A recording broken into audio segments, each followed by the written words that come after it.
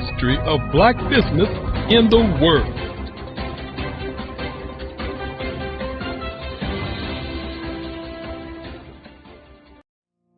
Did you know that approximately 333.34 million businesses exist today, according to a report from 2021? And you may be one of those businesses, or maybe you're not in the business market yet, but you're aspiring to be a business owner. Well, guess what? You're in the right place at the right time. Because let's face it, everything is about timing and opportunity.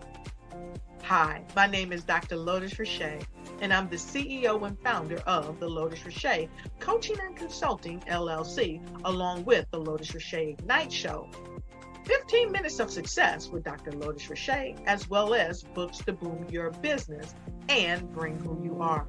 And today, I want to bring this amazing message to you about the Black Business Network and the Black Business Olympics.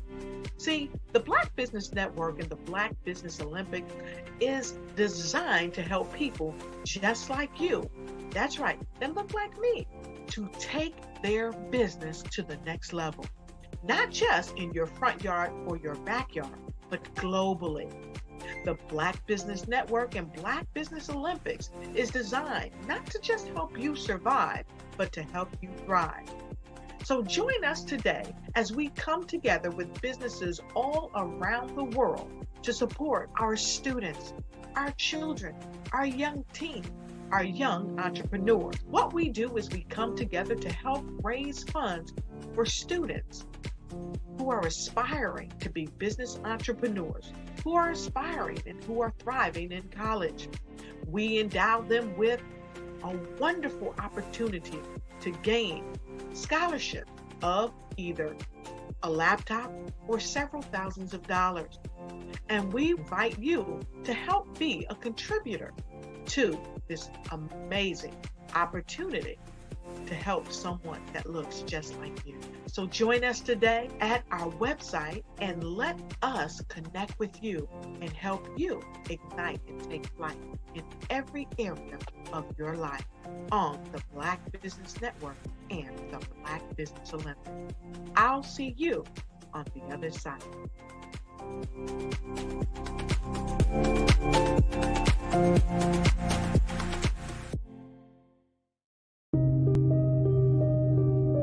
The Black Business Expo is changing my life. This year, they are giving away laptops and even $5,000 in cash to students just like me. I'm Alexis, and I want to go to college to fulfill my dream of becoming an entrepreneur. Help the Black Business Expo going to www.blackbusinessexpousa.com and also becoming a vendor, a sponsor, or donating.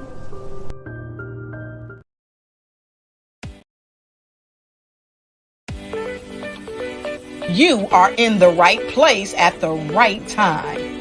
The Black Business Network opens again for its Black Business Olympics, a 24/7 broadcast on business, strategies, global branding, social media marketing, finance, advertisement, and much, much more. Featuring the top, most powerful entrepreneurs and speakers and thought leaders from all around the world as they gather together for this phenomenal event. Join the Black Business Network streaming live into the metaverse, STEM City, USA, Black Multiverse, Pod TV, Roku, Hulu, iHeartRadio, Apple TV, YouTube, TikTok, Instagram, Google Podcasts, Facebook, LinkedIn, IBM TV, Spotify, and Twitch. Tune in today and be a part of this amazing movement. The Black Business Olympics welcomes you.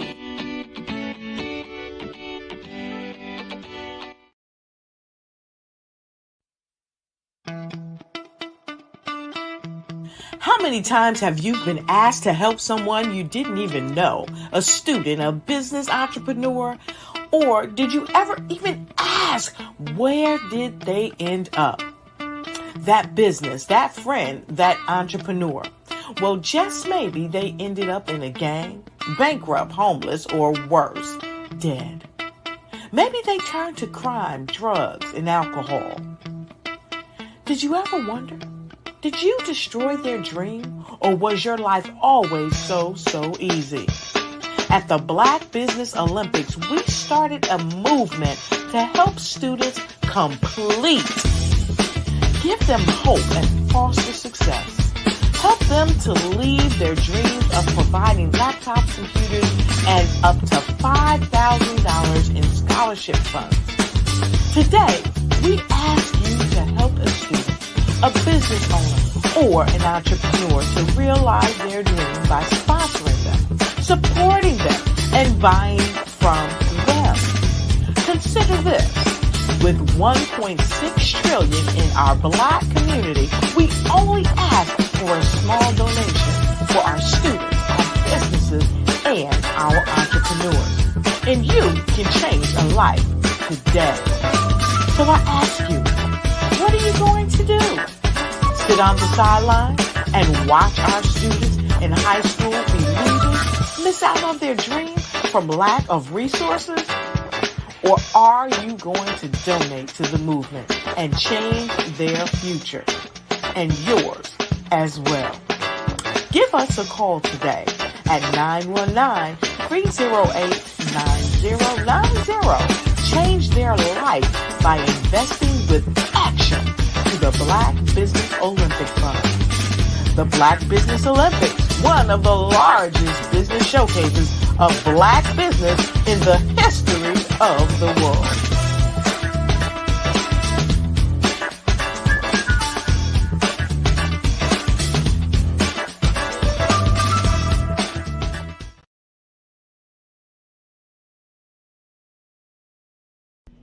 Why do I do what I do? You know, my life coach asked me that a few years ago. And she said, Tony, what's your why? And I told her, and she said, girl, you've already accomplished that. Perhaps you need a new why. Hi, Tony Harris, Amy Hoydu with Say It Said Marketing, one of your students. And just wanted to say thank you, Tony Harris, for spending so much time with me and giving me that boost in my business that I so drastically needed.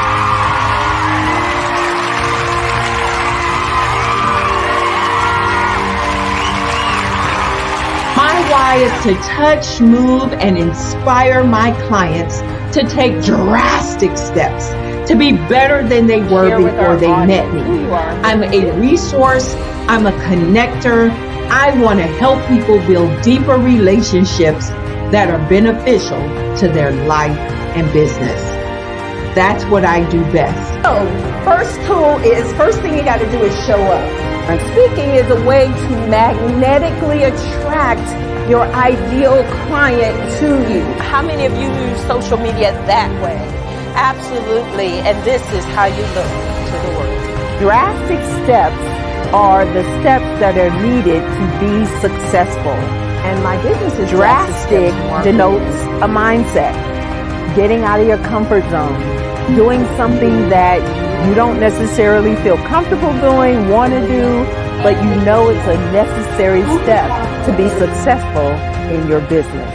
I get the most satisfaction when I see my connections flourishing into relationships long after I am gone.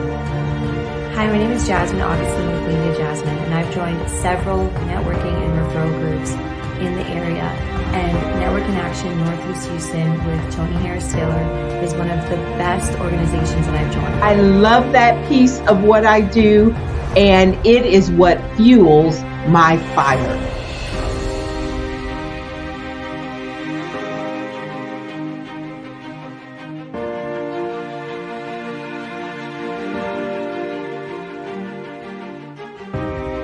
My name is Tony Harris Taylor, saying take a drastic step today for a fantastic tomorrow.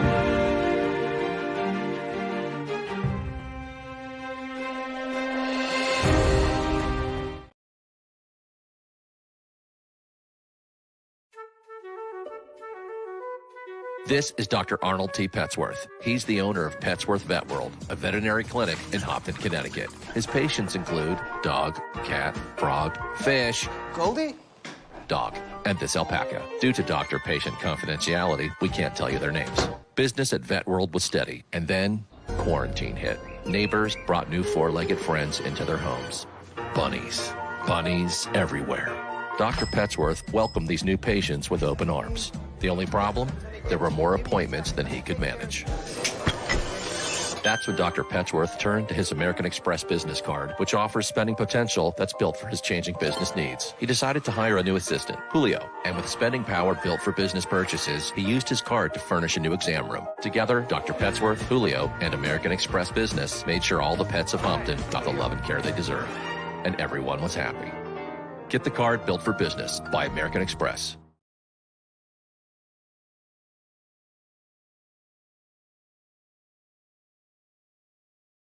Follow the Brand TV broadcast host, Grant McGaw, as he visits with top executives and entrepreneurs to find out their secrets of success with their personal brand. Follow the Brand TV broadcast host as he focuses on brand development to build better relationships, bring value to your business, relationships, and career. You will enjoy listening to each episode that is tailored to speak to you directly. If you're looking for this type of clarity in terms of building your brand, you have tuned into the right station. Each episode will help you to shape a conversation in the 5-star BDM network of 20,000 professionals and become a springboard for your corporate engagement and business opportunities. Each guest will frame their story in the areas of personal branding, business development, career development, financial empowerment, and technology innovation. Grant McGaw explains why he is the CEO and owner of his own professional career. Grant is an accomplished business leader and entrepreneur who wants to give back to individuals to grow their personal brand strategy. Tune in as he weaves his story about new possibilities, while to you exceed expectations. If you love storytelling, this show will make for fun.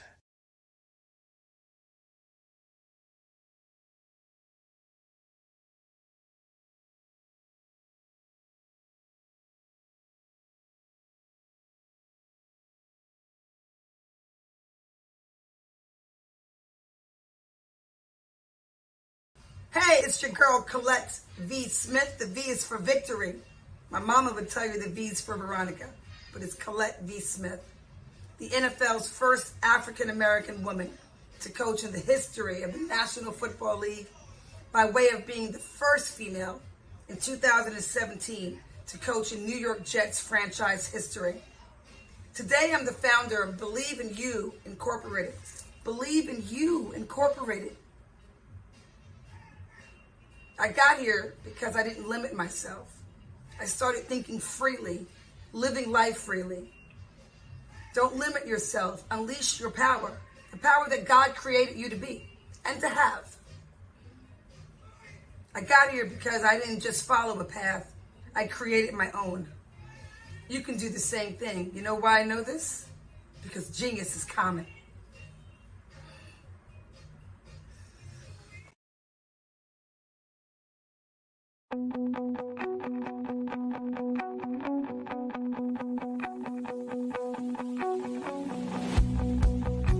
I am Black business.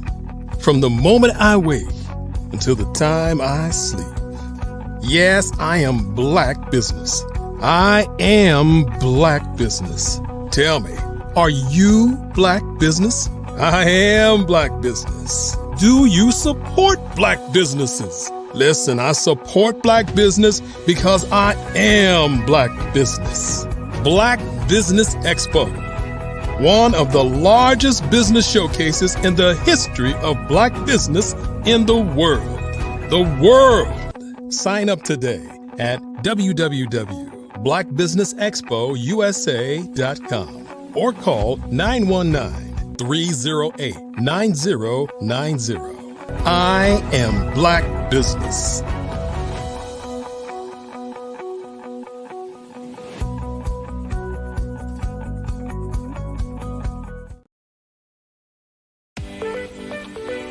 You are in the right place at the right time.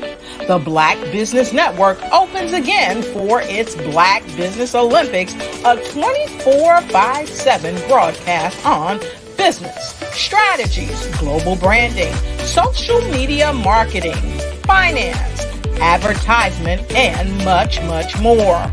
Featuring the top, most powerful entrepreneurs and speakers and thought leaders from all around the world as they gather together for this phenomenal event.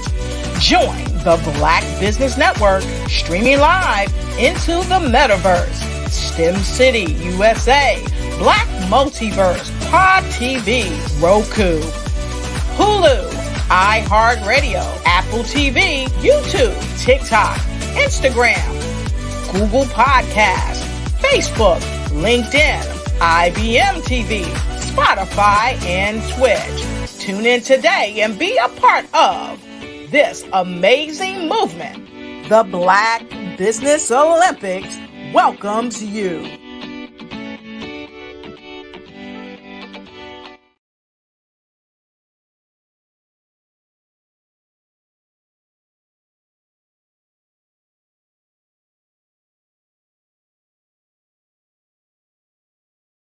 The Black Business Expo's mission is to raise funds for high school seniors going to college or K-12 entrepreneurs. This expo is a fundraiser for students. Please, you may go to www.blackbusinessexpousa.com to donate to the scholarship fund or use the Cash App at $BBXUSA. Our goal is to give laptops and up to $5,000 to 10 students. Students can register online at www.blackbusinessexpousa.com. Every dollar counts. Please donate to the Black Business Expo USA Scholarship Fund.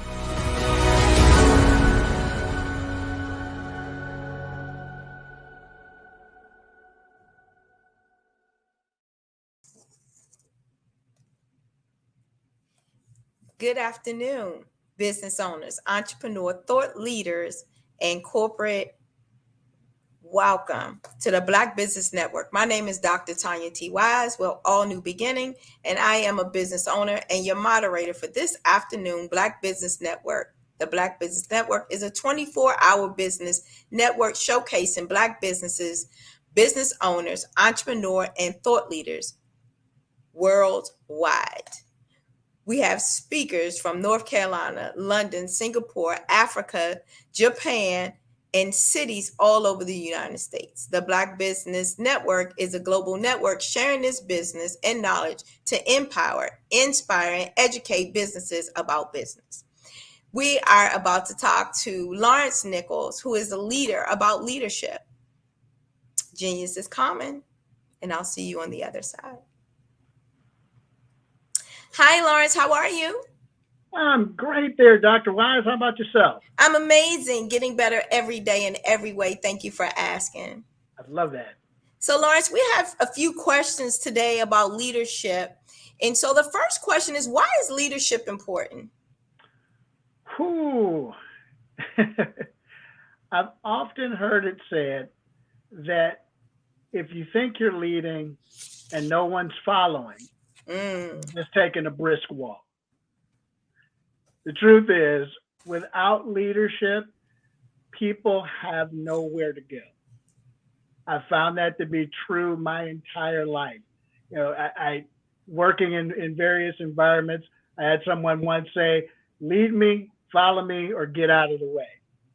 And the truth is, people want leadership. Doesn't mean that they want to be driven, but it does mean that they want people in their lives who have a direction to go and then are taking the team along with them. So leadership in anything that you do is absolutely important. So what would you say is one of the key components when it comes to leadership? Ooh. Yeah, great question. I would love to be able to narrow it down to one. And the truth is it's always hard to do that because you've got to have great listening skills. You've got to be an observer of people, of environment. You've got to be a great student, not just of your craft, but also having a broad knowledge of the things that cause your industry to move. So, I love that. Yeah. I didn't mean to cut you off. Were you going to say something else? So I was going to say just that no matter what we do, I think probably the key most component in leadership is learning to be a learner. Learning to be a learner and understanding that you're never going to stop learning. There's always something new that you've got to learn that's going to either develop you as a communicator, develop you as a leader, develop you in every area of leadership. So I think that would probably be it. And I love that. I love what you say, that it's not necessarily just one particular thing, that it's a variable of many plethora of things to make you a good leader. And I love that answer.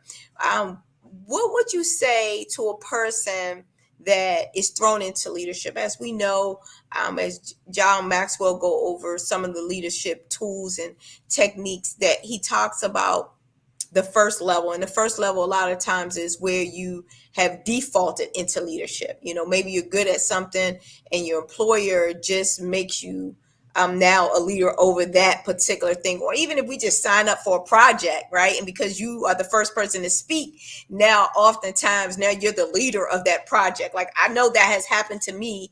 What would you say to that person that finds themselves in that type of predicament, but they never really may have seen themselves as a leader? That's an absolute, I love that question. So me being a man of faith, I'm going to tell you the first thing that you do in situations like that, pray hard, pray.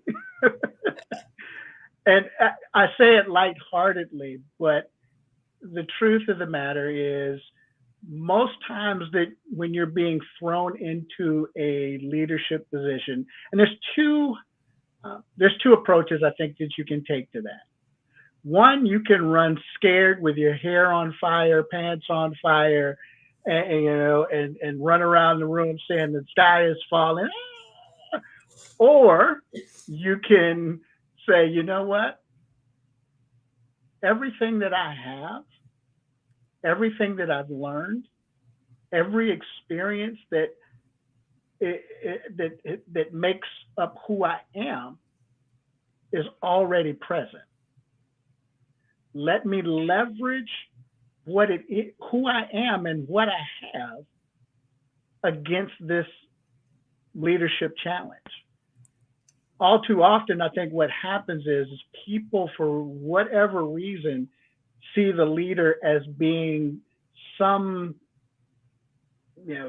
demigod, if you will.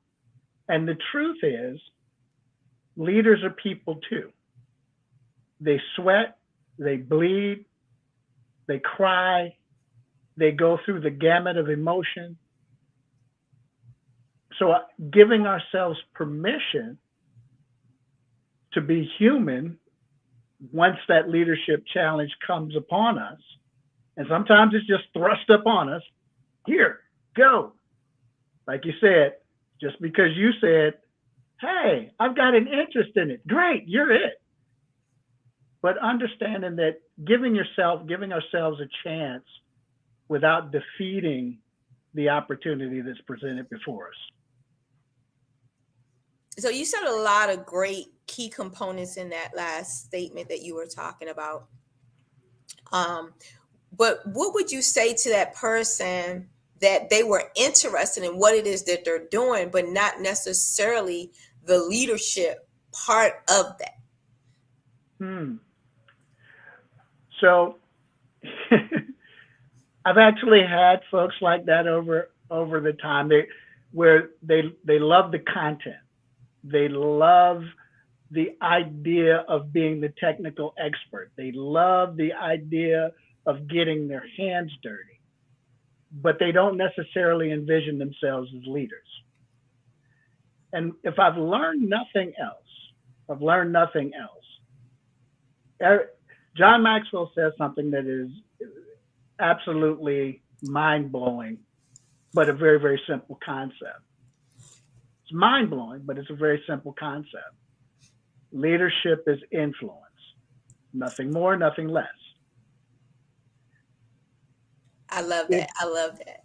Yep. So that person that I tell, that says, hey, I'm not a leader, I just want to do this, my response to them is, but you are a leader. The last time someone asked you, where should I go eat? Or where should I, get a bargain on some new clothing item, you were able to give them an answer. You were able to point them in the right direction.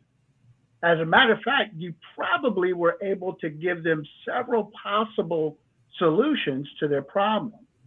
And when we really think of it in that manner, when we really embrace the fact that we influence people day in and day out, and that makes us leaders because people come to us and they ask us stuff all the time. If you're a parent, you influence your children, you lead your children. If you're a spouse, you lead your spouse. If because you have influence with your spouse.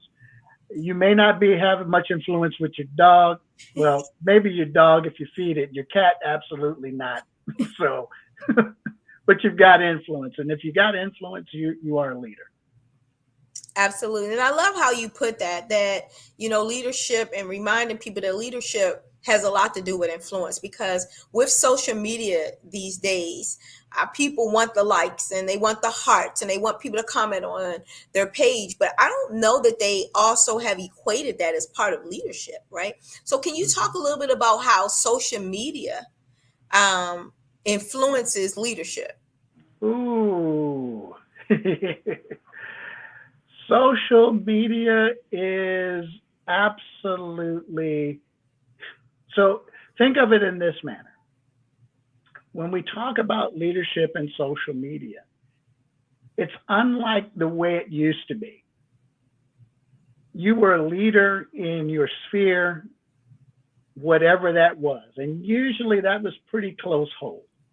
Your leadership was limited to your workspace. Your leadership was limited to your family. Your leadership was limited to the clubs that you might belong to. But now your leadership has the opportunity and the ability to go worldwide in a matter of seconds. And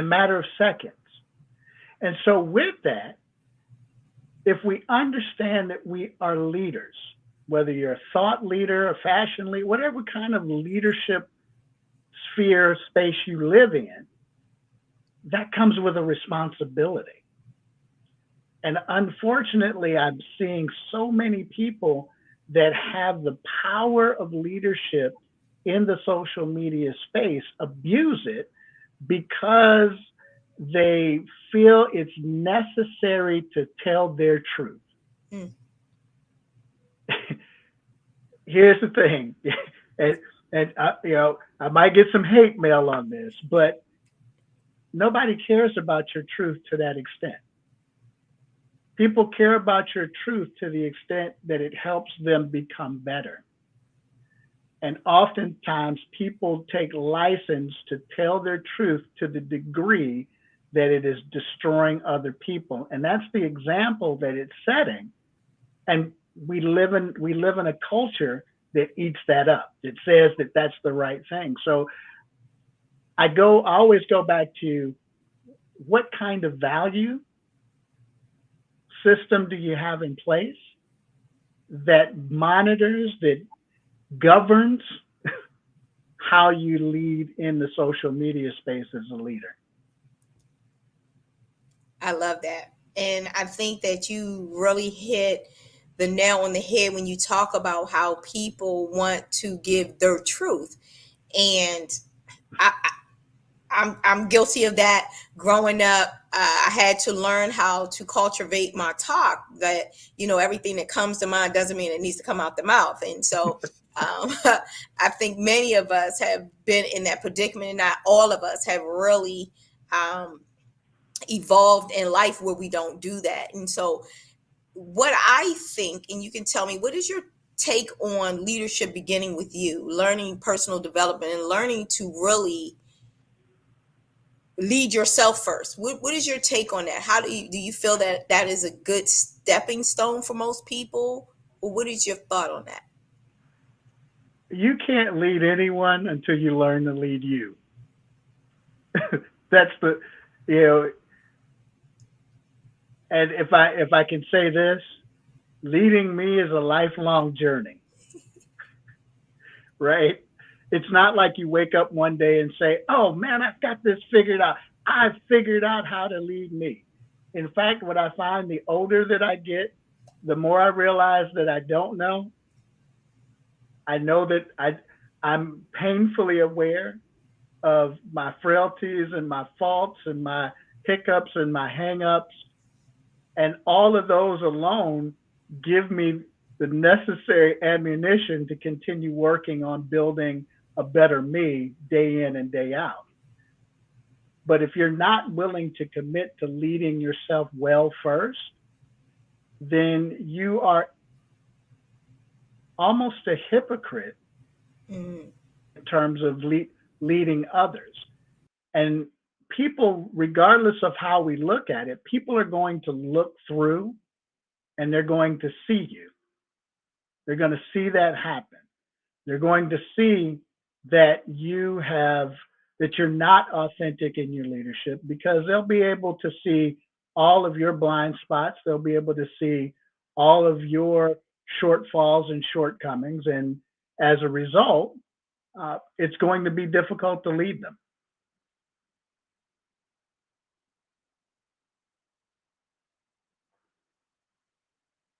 So one of the things that I will clearly say above all things, that as we are leading ourselves, as we are learning to lead ourselves, as we're digging into the space of personal growth, there has to be some intentionality. And we talk about intentionality from the space of, I wake up today and I am intentionally leading from the space and from the place that says, you know what?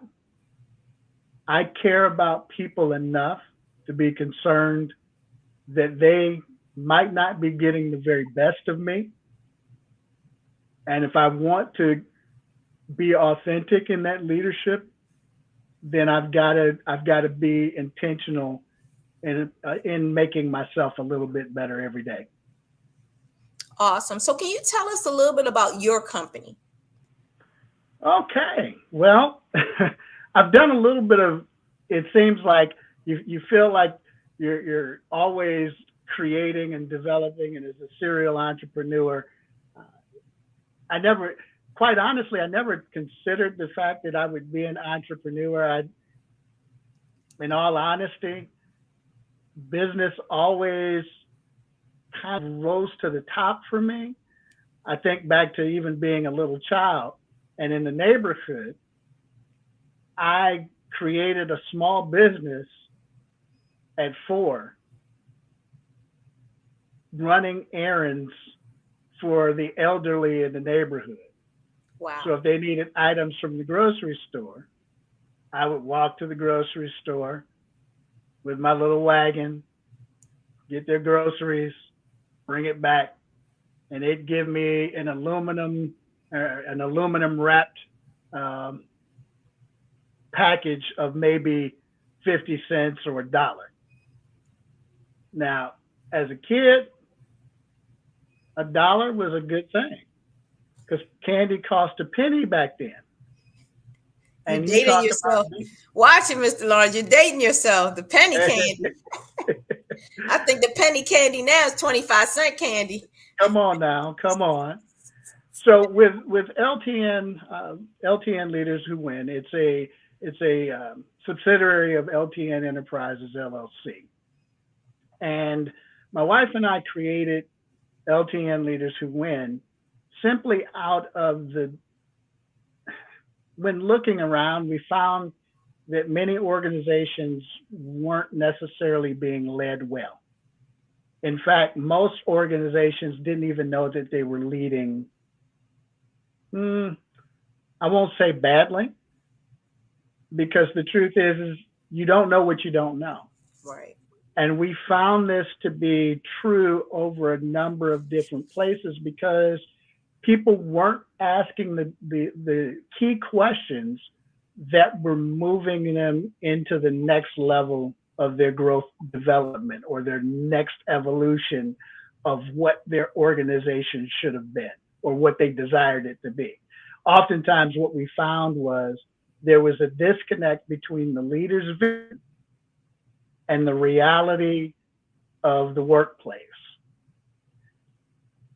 And it's hard to see where that disconnect lies when you're in the middle of it. Right. And so that's really how it started, because within, and I've been a pastor of founding a ministry, founding a church, and I learned some hard lessons. I learned that when I'm in the fire of things, I don't always see things clearly, and that I needed to reach out to those that maybe it wasn't about they had more experience. Of course, mentors are absolutely paramount in moving your organization forward, whatever it is. But it was about having people that were connected to me that could ask me growth questions, that could ask me those type of questions that required me to dig a little bit deeper to find the answer.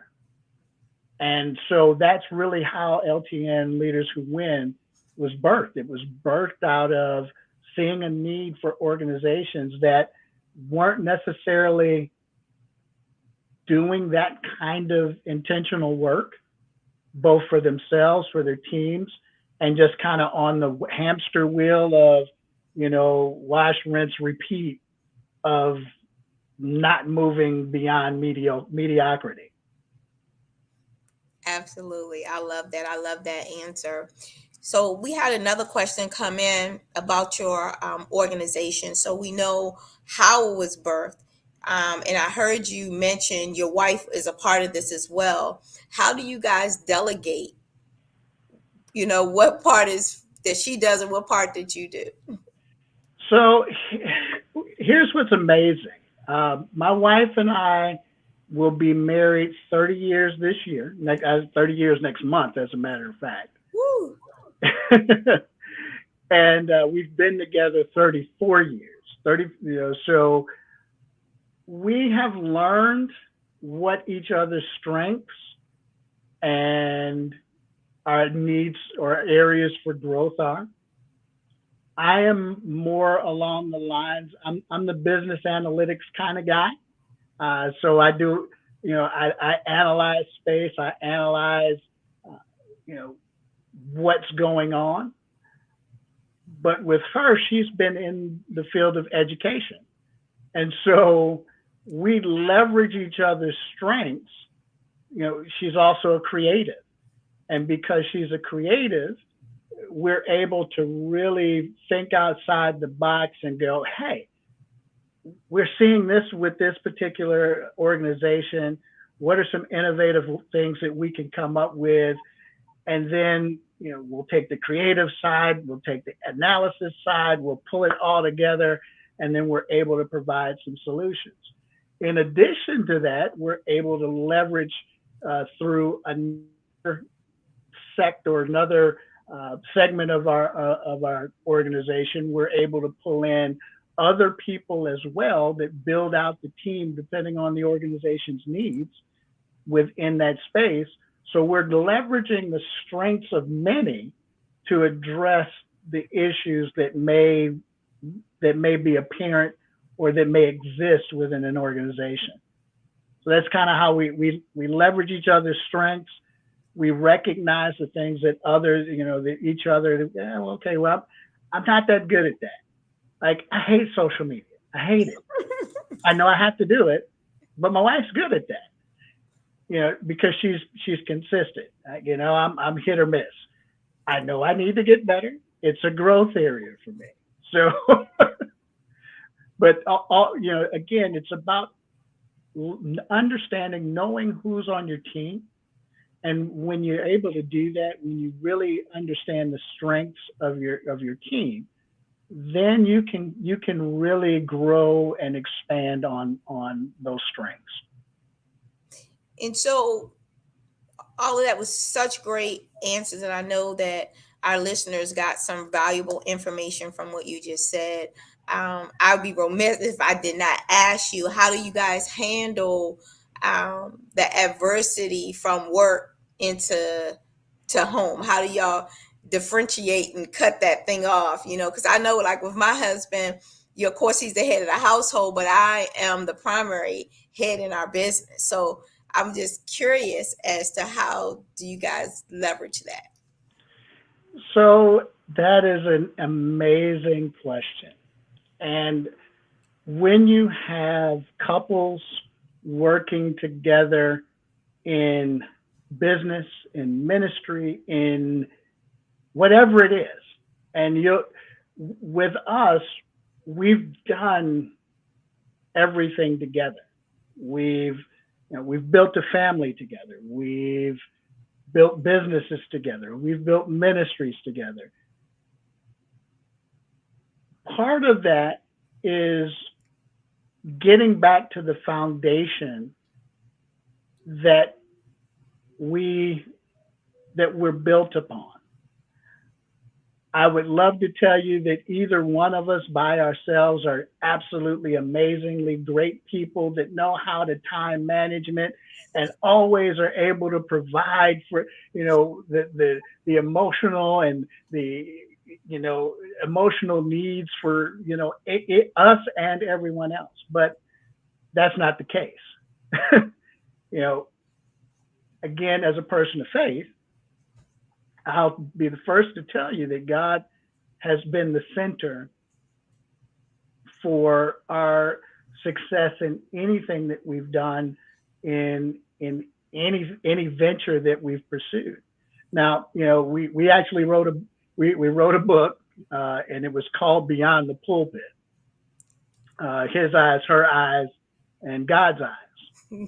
And in that we talk about, and we even had some comments from our children that we incorporated in the book that speak to how the lessons that we've learned over time. One, we have to be intentional about providing time for one another. The business will be there, or it won't be there, but we'll still be with one another. Being able to set the right priorities with the understanding that some things will require more time than others, but does it fall into one of three areas? Is it an eternal issue? Is it a lifetime issue? Or is it a seasonal issue? That's good. And when we prioritize it that way, we're now able to give the attention to the things that matter most. We know that we're in it to win it. We're right, as they say, we're ride or die. So that means everything else. Not that we're, not that we're going to forsake all other things, right, but it does mean that we're going to put a premium on us. And that in and of itself helps, quite honestly, maybe it's me, but I think it's the very thing that you need to grow your business and keep your sanity and keep your marriage and keep it.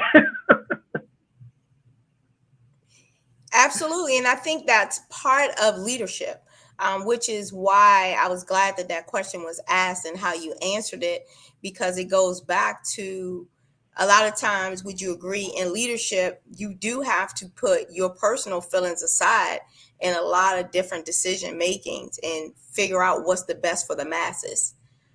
Yeah, especially when you're, it's easy having led in the military, having led in corporate life, having led in, ministry life. You're always thinking about, okay, again, what's the vision? What's the vision of this organization? Which then kind of helps to place some boundaries around what your mission is, what that mission statement is. But the truth is, there are, and let me say it this way, we can never be devoid of emotion as it pertains to leadership, because regardless of what happens, no matter how robotic we may be or how hard we might think we are, we're emotional creatures. Part of what you're hearing rise up in the various business space today is, do you have EQ? Do you have the emotional quotient that exists? And the truth is, you have to have some level of emotional sensitivity as a leader to the entire, that's a part of the vision. If you aren't considering that that's part of the equation, then you're probably setting up a culture that ultimately becomes hostile, that you're going to attract a lot of people through that process. Best case scenario, people just show up. I love that. Oh, I'm sorry. Go ahead. I thought you were done. I was going to say, yeah, best case scenario, they at least show up and do the bare minimum. Worst case scenario, they're throwing stuff and throwing blows too.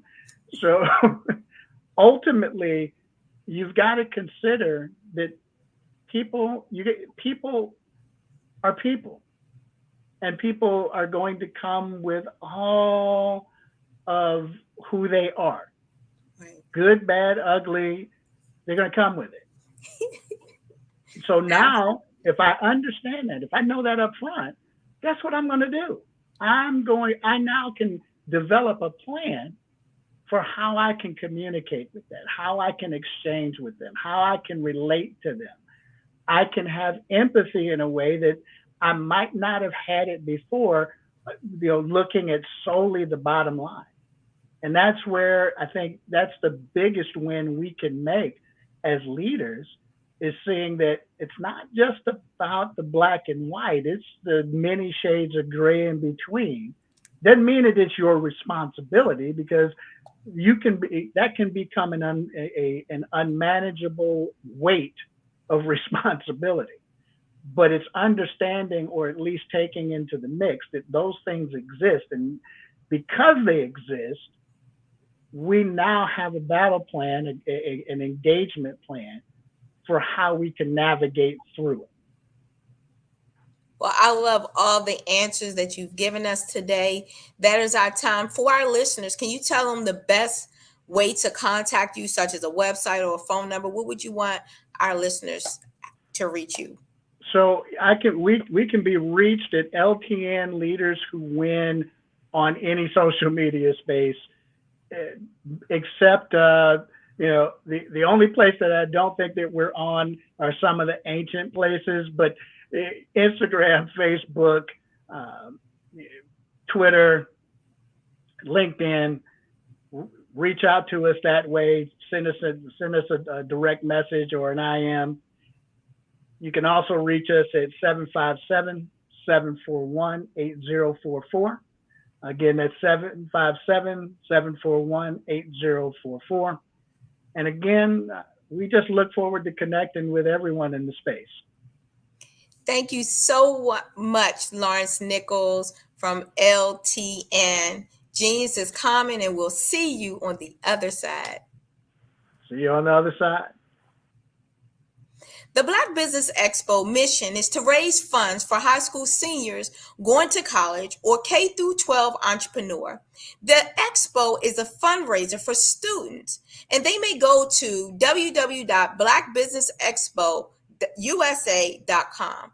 To donate to the scholarship fund, use the Cash App that's on the screen, or you can send it to $BBXUSA. Our goal is to give laptops and up to $5,000 to 10 students. Students can also register online at www.blackbusinessexpousa.com. Every dollar counts. So we want to remind you to donate to the scholarship fund. We also want to thank our Black Business Expo USA sponsors for August 2023. NC 100, Moody Capital Partners, Suede Soul, Lotus, Ruche, Coaching and Training, Carolina's Virginia Minority Supplier Development Council, Step Management, BHS and Associates, Margie McLean Foundation, Inc., Genius is Common, Earth Essentials, Milani Chennai Global, Executive Women's Success Institute, The Quality Coaching Company, Superwoman Business Service, Creative Force Studio, Lee Entertainment, Artistry App Designs, All New Beginning LLC, and Black Business Expo USA. Genius is common, and I'll see you on the other side. I am Black Business. From the moment I wake until the time I sleep, I am Black Business. I am Black Business. Are you Black Business? I am Black Business. Do you support Black businesses? I support Black business because I am Black Business. Black Business Expo, one of the largest business showcases in the history of Black business in the world. Sign up today at www.blackbusinessexpousa.com or call 919-308-9090. I am Black Business.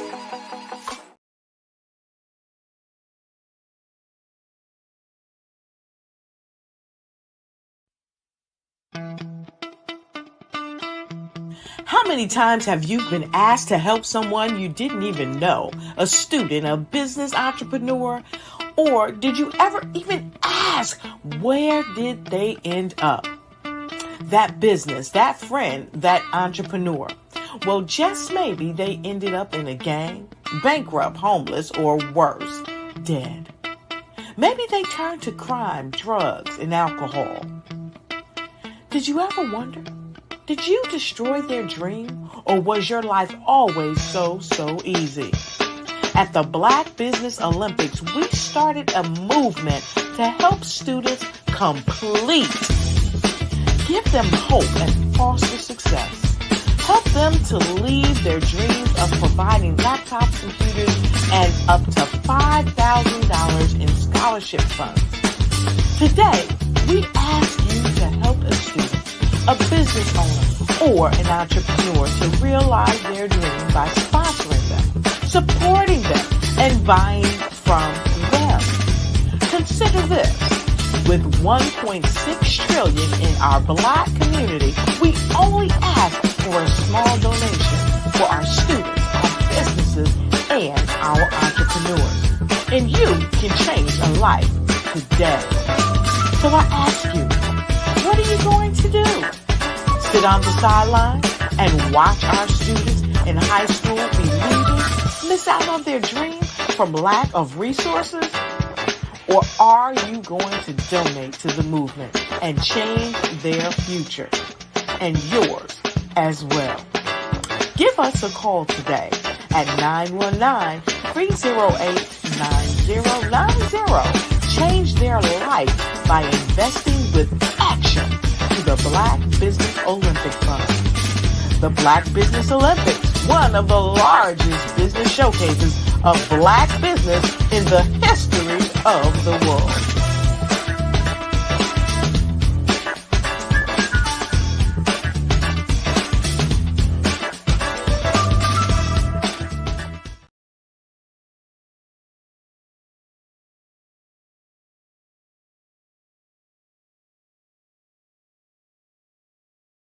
Over the past few years, we've seen the growth of existing and new initiatives focused on financial inclusion, building global networks, and reducing the wealth gap in response to the idea there's not enough seats at the table. Whether their outcomes are to increase the representation of Black executives on corporate boards, ensure an inclusive global economy, or to create new U.S. African commercial pathways, the strategies are often carried out by separate programs. The question is, should they be? With the continent of Africa being home to more than half of the world's fastest growing economies, the youngest workforce, over 400 companies generating more than $1 billion annually, 700 generating more than $500 million annually that are poised for growth, and being the destination of nearly $5 billion in venture capital in 2021. Diversifying U.S. and Africa commercial engagement by building bridges between African businesses and their U.S. diaspora should begin being seen as mutually beneficial. From helping to reduce Africa's enormous capital gap to catalyzing two-way trade opportunities, the COVID-19 global pandemic hopefully has taught us that global challenges and opportunities are more interconnected than we thought. During the pandemic, African companies like Unicorn Flutterwave, insurance provider Reliance Health, ride-hailing app Yasir, and 54Gene, the continent's first bank of DNA on people of African descent, prove that when African companies have access to networks, capital, and information, they grow big, grow fast, and create solutions that are valuable to the world. This is why Be Direct was created. We are the first U.S.-based but African-centric board preparedness and board search company designed to connect U.S. Black talent and corporations to African businesses. Unique and fundamental to Be Direct's success is our process of helping board candidates adapt their experience and networks to an African context before they're connected to high-growth companies that are looking to locally and globally scale. From our focus groups with African business execs and government leaders, we don't ignore the sentiment that business is easy, but people are hard. Having a pool of board candidates with hard-to-access networks and extensive experience across the business life cycle, including successfully raising capital, is table stakes for an initiative like this. So yes, we have that. But corporate or entrepreneurial success in the U.S. does not guarantee success in Africa. Developed alongside industry partners on the continent, our training program, Be Direct Prep, is designed to transpose their experience to create cultural comfort, understanding, and a commitment to helping businesses in Africa scale. Our board governance sessions are African continental and country specific, integrated with cultural awareness and dexterity training, masterclasses led by African industry execs, and mentoring and coaching from African continental-based facilitators. But even more unique to Be Direct Prep, we cap off our training program with an immersion trip to help candidates that have not been to Africa before see and feel Africa's complexity and opportunity from African soil.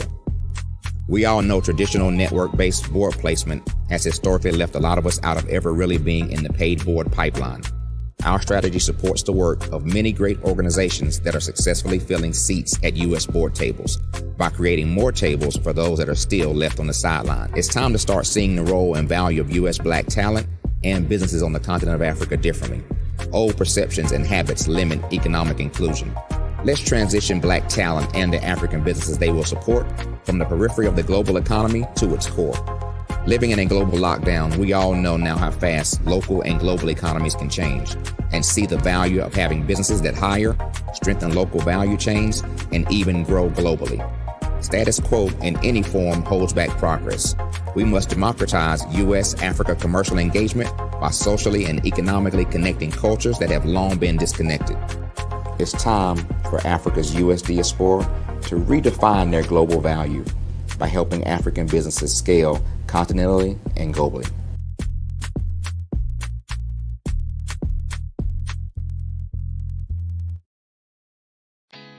Did you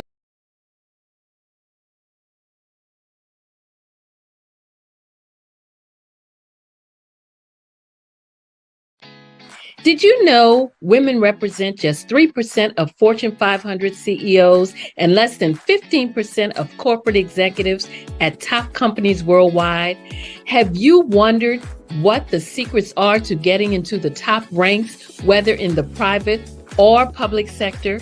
Do you want to figure out how to stop being held back in your career or passed over for promotion? Then you're in the right place. Hi, I'm Dr. Madeline Ann Lewis, President and CEO of the Executive Women's Success Institute. I have decades of experience in the military, the federal government, and corporate America, and my mission is to help women succeed and tap into their full potential. I want to reach 1 million plus women around the world to become the leaders they are meant to be. So if you want to move into a management or executive level position, or maybe you are a female veteran transitioning out of the military into business entrepreneurship, then reach out to the Executive Women's Success Institute at 301-693-3284. Let us get you on the fast track to success.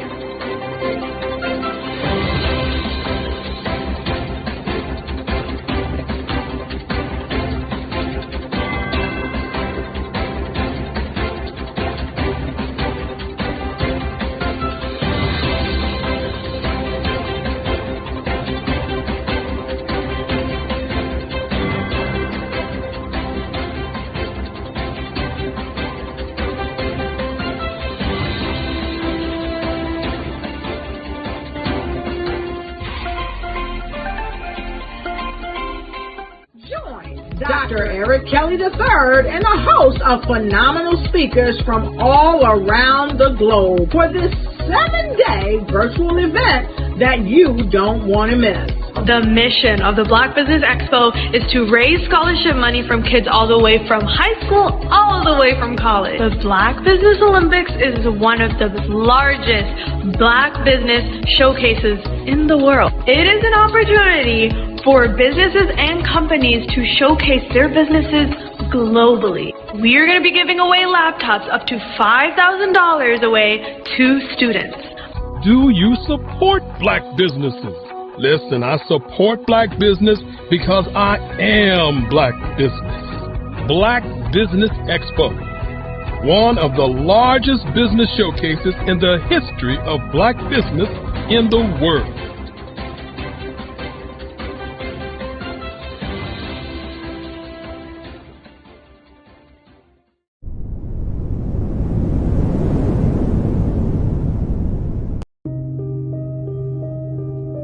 The Black Business Expo is changing my life.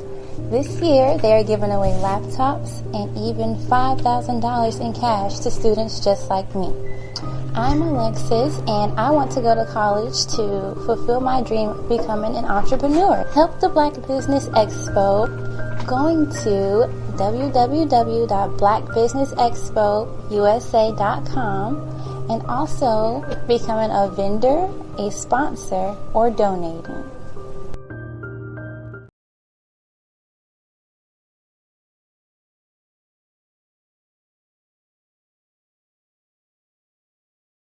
Phenomenal Tanya T. Wise, who is here from the great state of Maryland. Tanya, welcome and thank you for being with us today. Can you indulge our audience a little bit and tell them just a little bit more about who you are and what it is that you do? Well, I love being able to talk to people and have a magnetic attitude, being able to just show them. So I always like to say, level up is Coach at Tanya T. Wise here. So can you tell our audience, just give them a teaser about what your presentation will be about? So my philosophy is that we should all be living our dream life. So tomorrow I'm going to talk about how you start living your dream life. What are some of the things that you thought about in your childhood that you just kind of let go and dormant? Wow. And I want to reignite that and just give you some pointers and some tips, some tools, some strategies to be able to start living your best life now. And guess what, Rhonda? And leave an inheritance for your legacy. Oh my goodness. Okay, I know that's resonating with a lot of people. I've heard that you have a dynamic coaching program. Can you tell us a little bit more about that? Absolutely. So our coaching program help people that have the lack of time, that lack strategies, and lack the confidence to go after their dream life. So we help them implement tools, we help them implement strategies, as well as give them resources so that they can live their best life now and leave that inheritance. Wow. Oh, I love that. I love the leave the inheritance part. Listen, you are dropping some major nuggets, and I know a lot of what you're saying is resonating with a lot of people, but I think we're all curious. How did you even make this transition into the speaking and coaching arena? What's the story behind this? So I started out in finance, and I realized that a lot of people don't necessarily go after their dream life because of the lack of finances or the education behind finances. But it wasn't until I lost my firstborn, my only son, that life changed for me. And where I was going after it all, living the corporate life, hit my 6-figure income and living in my dream house with my dream man, driving my dream car. I nearly lost it all when I lost my son. And so I realized it only takes one financial catastrophe that can change your entire life. That's what made me start All New Beginnings. Because no matter what's going on in life, there's a new beginning. And because of that, we develop a program called Wise Minded. My little slogan is, don't just dream it, let's live it. If they want to connect with you or work with you, what is the best ways for them to be able to do that? Well, for my social media guru, you can connect with me on every single social media platform as Tanya T. Wise.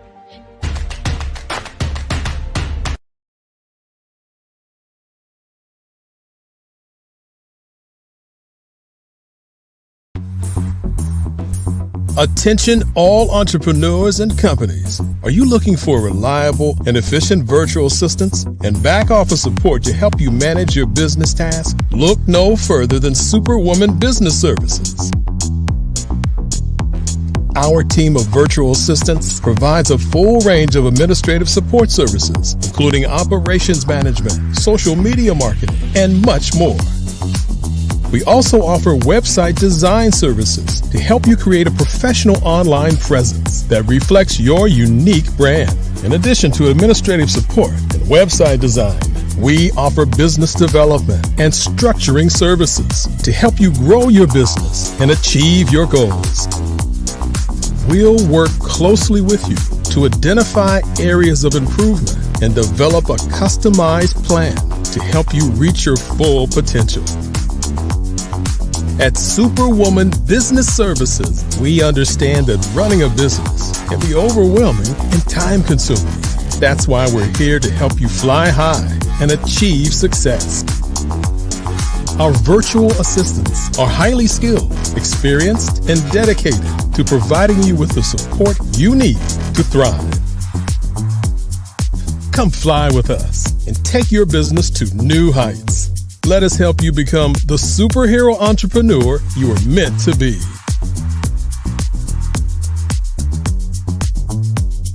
Contact Superwoman Business Services today to learn more about our back office support services.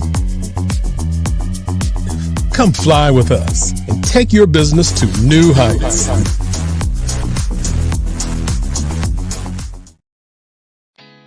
Did you know women represent just 3% of Fortune 500 CEOs and less than 15% of corporate executives at top companies worldwide?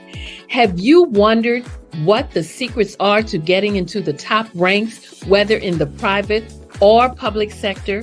Do you want to figure out how to stop being held back in your career or passed over for promotion? Then you're in the right place. Hi, I'm Dr. Madeline Ann Lewis, President and CEO of the Executive Women's Success Institute. I have decades of experience in the military, the federal government, and corporate America, and my mission is to help women succeed and tap into their full potential. I want to reach 1 million plus women around the world to become the leaders they are meant to be. So if you want to move into a management or executive level position, or maybe you are a female veteran transitioning out of the military into business entrepreneurship, then reach out to the Executive Women's Success Institute at 301-693-3284. Let us get you on the fast track to success.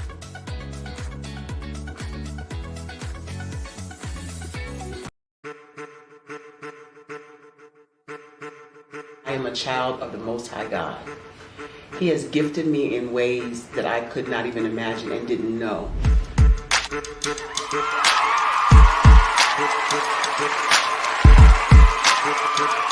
There was a time when I didn't know who I was.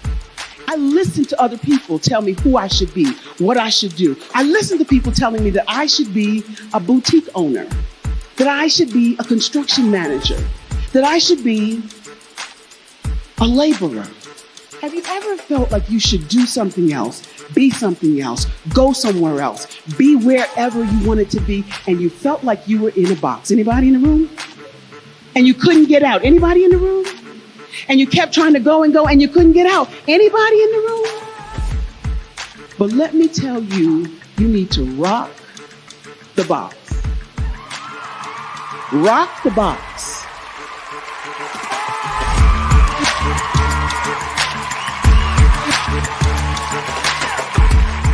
I am engaging, inspiring, and empowering.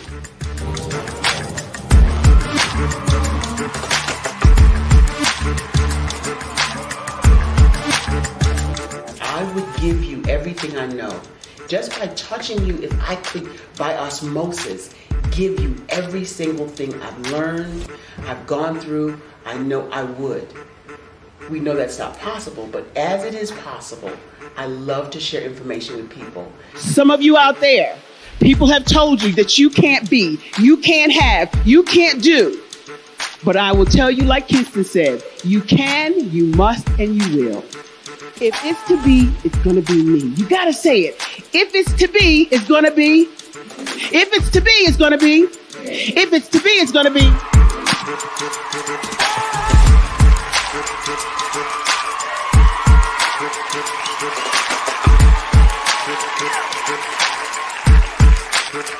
Barbara is because she believed what her mama said about her and not what other people told her.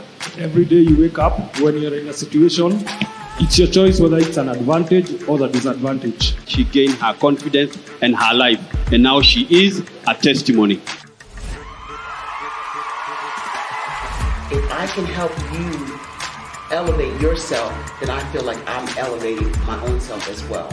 What you know and I know together can change the world.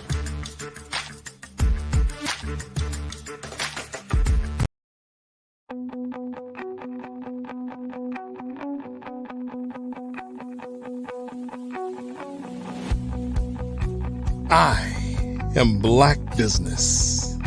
From the moment I wake until the time I sleep. Yes, I am Black business. I am Black business. Tell me, are you Black business? I am Black business. Do you support Black businesses? Listen, I support Black business because I am Black business. Black Business Expo, one of the largest business showcases in the history of Black business in the world. The world! Sign up today at www.blackbusinessexpousa.com or call 919-308-9090. I am Black business.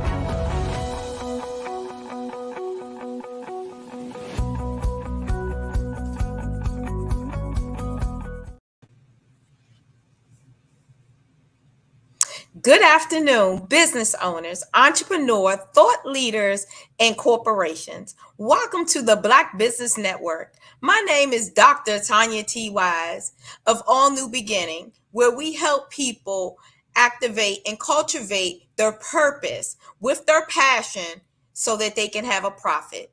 I am your business moderator for this afternoon on Black Business Network. Black Business Network is a 24-hour business network showcasing Black businesses, business owners, entrepreneurs, and thought leaders worldwide. We have speakers from North Carolina, London, Singapore, Africa, Japan, and cities all over the United States. The Black Business Network is a global community sharing its business knowledge to empower, inspire, and educate businesses about business. Today, we're going to have Mike John, who is hailing from Los Angeles. He serves clients globally and his second home is in London. Mike John is a self-proclaimed futurist for culture. He sits at the intersection of technology and humanity. His aim is to harness the creation and realization of a new strategy for the forefront of humanity, which meets global civilization challenges.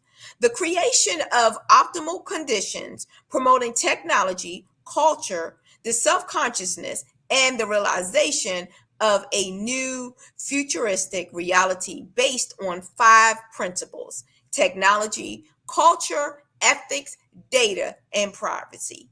Help me welcome to the stage who's going to be doing a fire chat with Mike John and No, I think this is good. We're on board. Perfect. I look forward to it. Thank you so much. All right. Thank you. Have a good afternoon. You too. Take care. Bye-bye. Bye-bye.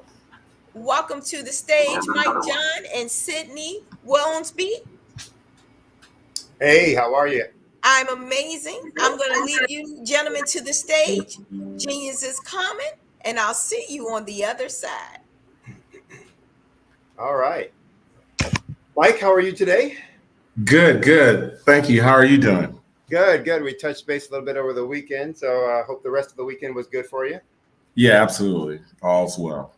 Well, I know you have a ton of things that you want to share with the audience, so I'm going to forego the chit-chat and jump into it so that we can get into some of the meat and potatoes of the things that you want to share with the audience. But before we do that, to give people a little bit of the background for you, your company, et cetera, talk a little bit about your company and the products and services that you provide, some of the solutions that you provide for businesses. Sure. So our company is Digital Mind State. We're focused on humanizing technology into everyday life. That's straightforward. The humanizing of technology into everyday life. In short, we're the bridge that's connecting Silicon Valley with Hollywood. You look at Silicon Valley as the forefront of technology, Hollywood at the forefront of lifestyle. So tech is only as good as the people that use it. We like to bring that together. Okay.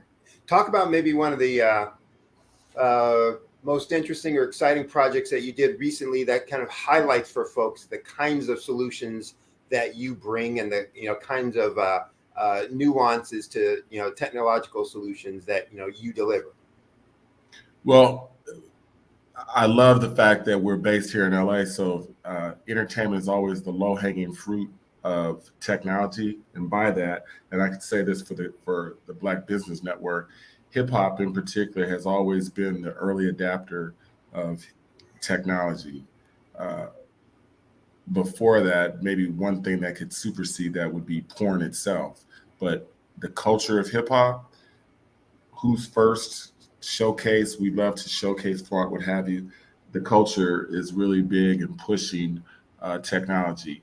Most recently, just within the last 24 hours, revamping the mixtape game. You're there in New York, so we know that's the home of where the mixtape music industry comes from. And the mixtape industry, whether you're on 125th or any place in New York City, that's where it came from. That became economics. That's how an artist got his exposure. Thank God the mixtape game is still alive, but it took a major hit. And that major hit came from technology. Companies like Spotify, Pandora, Apple, and what they created was something called the playlist. the playlist versus the mixtape. The mixtape was just curated stuff by DJ Clue, Kid Capri, all those old school DJs. Rest in peace, DJ K Slay and the East Coast cats. They would be the curator of the mixtape, and you got the exclusive new music, and then you put it on the streets and you sold it. This exclusive new music might be how you discovered 50 Cent, might be how you discovered your favorite new upcoming artists. So it had a serious ecosystem that was in place into the disruption of the playlist. And so now what we've just recently done was import a supermodel who loves the culture, who's hosting the mixtape. But not only is she hosting a mixtape with all the hot new music, the music debuts in the metaverse. So now we put a Web3 play to what they would do on 125th Street in the analog model. Now we've put a digital model to it, and we put this metaverse. Now the album will debut in the metaverse. You'll get a chance to meet and greet with the celebrity hosts and meet some of the artists that are featured on the mix. This has never been done, and already we've leaked it deliberately. We've leaked it, and in 2 days got over 80,000 likes and 384 comments, all positive. So that's one of many things. That's just on some fun stuff. Disrupt. I love to disrupt. So the questions that you would ask, my job is to disrupt, change the business model. If it's driving, what are we driving? Are we driving a car? Why aren't we flying? If we're flying, why aren't we in space? If we're in space, how fast are we going? I deal with all of that. All right, good. So did you come at this from a technology standpoint, a problem-solving business management standpoint? What kind of motivated you, inspired you, one, to start the company, and to two, work on these type of issues in this type of way? Well, I'll rephrase that question. My family got me into technology, or introduced me to technology, watching reruns of The Twilight Zone. All I remember was being at a table, not wanting to eat the food, my vegetables, and I had to sit at this table, and they had Twilight Zone on. And so, those you don't leave this table until you eat your food. Well, I just stayed there all day, didn't eat the vegetables, ended up watching these Twilight Zone episodes. What on earth is this? I was turned out watching Twilight Zone, and I think that became an inspiration for me. Sci-fi movies was what really started my curiosity and interest into science, being an astronaut, I guess you just naturally had it in you. Like, those were things that I was interested in. Some people might like to play basketball. Others might like to, fix cars. I was very much into space technology, very much a nerd in that capacity with a lot of street cred. So it started with having that passion, having that interest. That passion drove the knowledge. And I think where you're at with it for the Black Business Expo is to say that you now acquired this stuff. Then from acquiring it, what do you do with that? And what do you do with that could either provide solution or be a business or provide solutions? And so, again, the love of that, our company, if you visit our website, Digital Mind State, we're a strategic agency. We're very big on the word design. Companies will retain us to create the design, strategic design for them. Everything in life is about growth and activation. And so how do we grow? If we're set the suit that you have on, how many suits were pressed up? My job is to go ahead and maximize that. So I make that the business. Okay.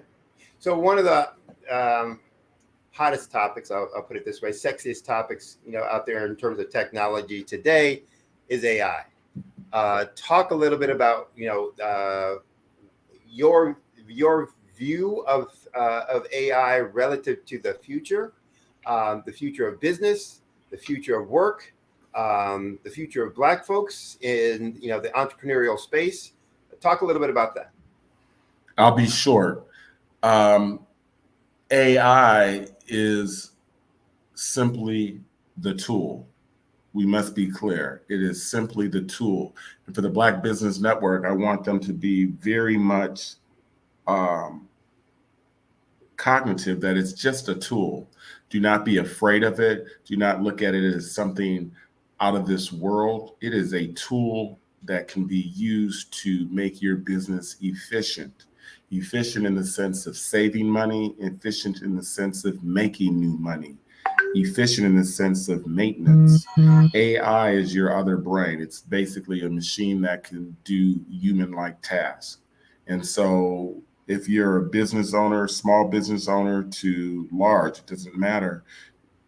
It is in your best interest to utilize this tool to do your task, because we're now moving into a world where everybody's ordinary, but with AI, you can become extraordinary.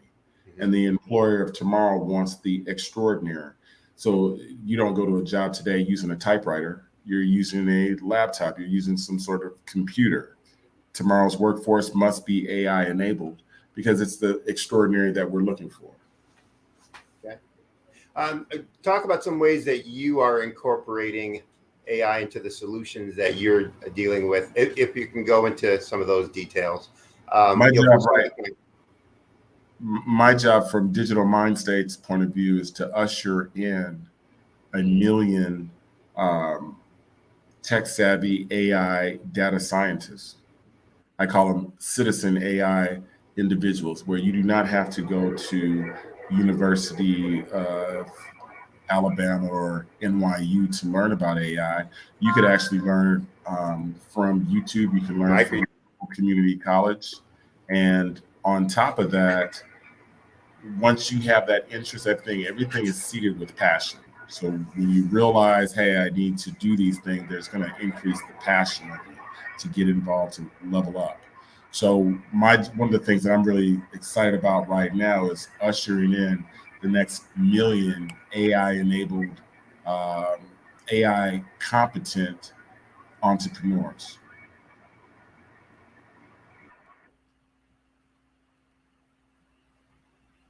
Uh-oh, I don't know what just happened. Is he gone? He looks like he's gone.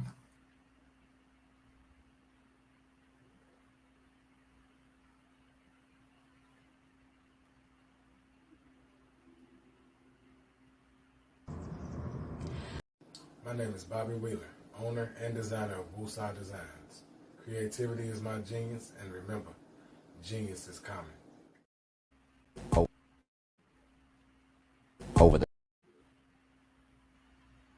Over the past few years,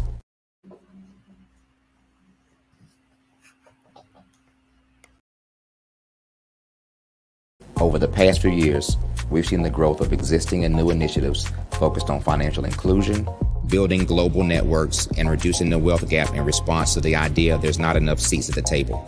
Whether their outcomes are to increase the representation of Black executives on corporate boards, ensure an inclusive global economy, or to create new U.S. African commercial pathways, the strategies are often carried out by separate programs.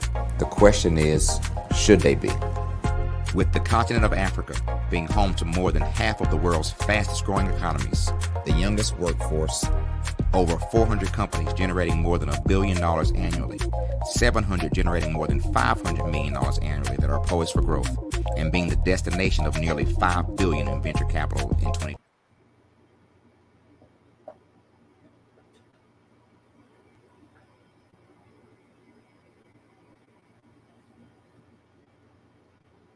Mike, can you hear me?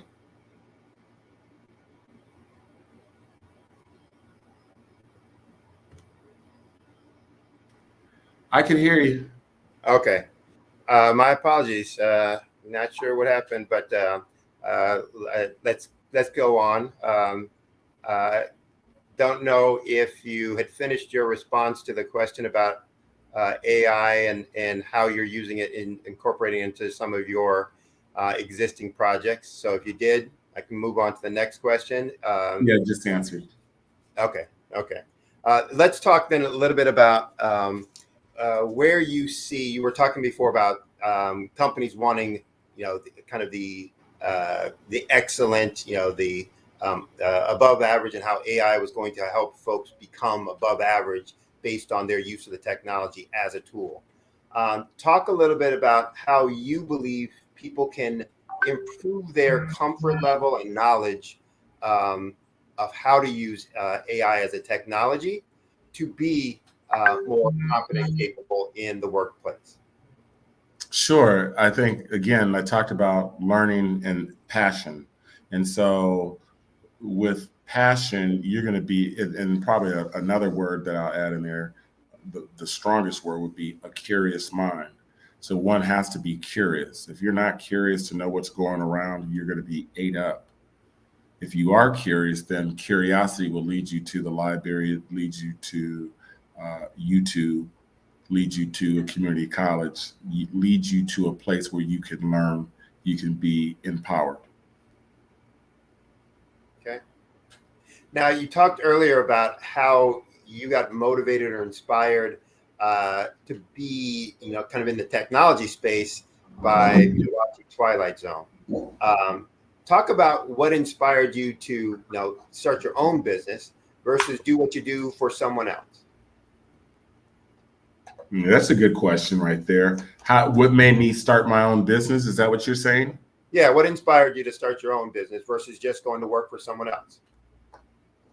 I stumbled in it by chance. They say typically if your parents work for someone, 9 times out of 10, you're going to work for someone. If your parents are a small business owner, 9 times out of 10, you will be that way. I literally just stumbled in it in terms of I had always worked worked for someone, but my debut into the mobile space, I had literally out of college worked for Virgin, was dibbling with entrepreneurship, small business, but nothing serious.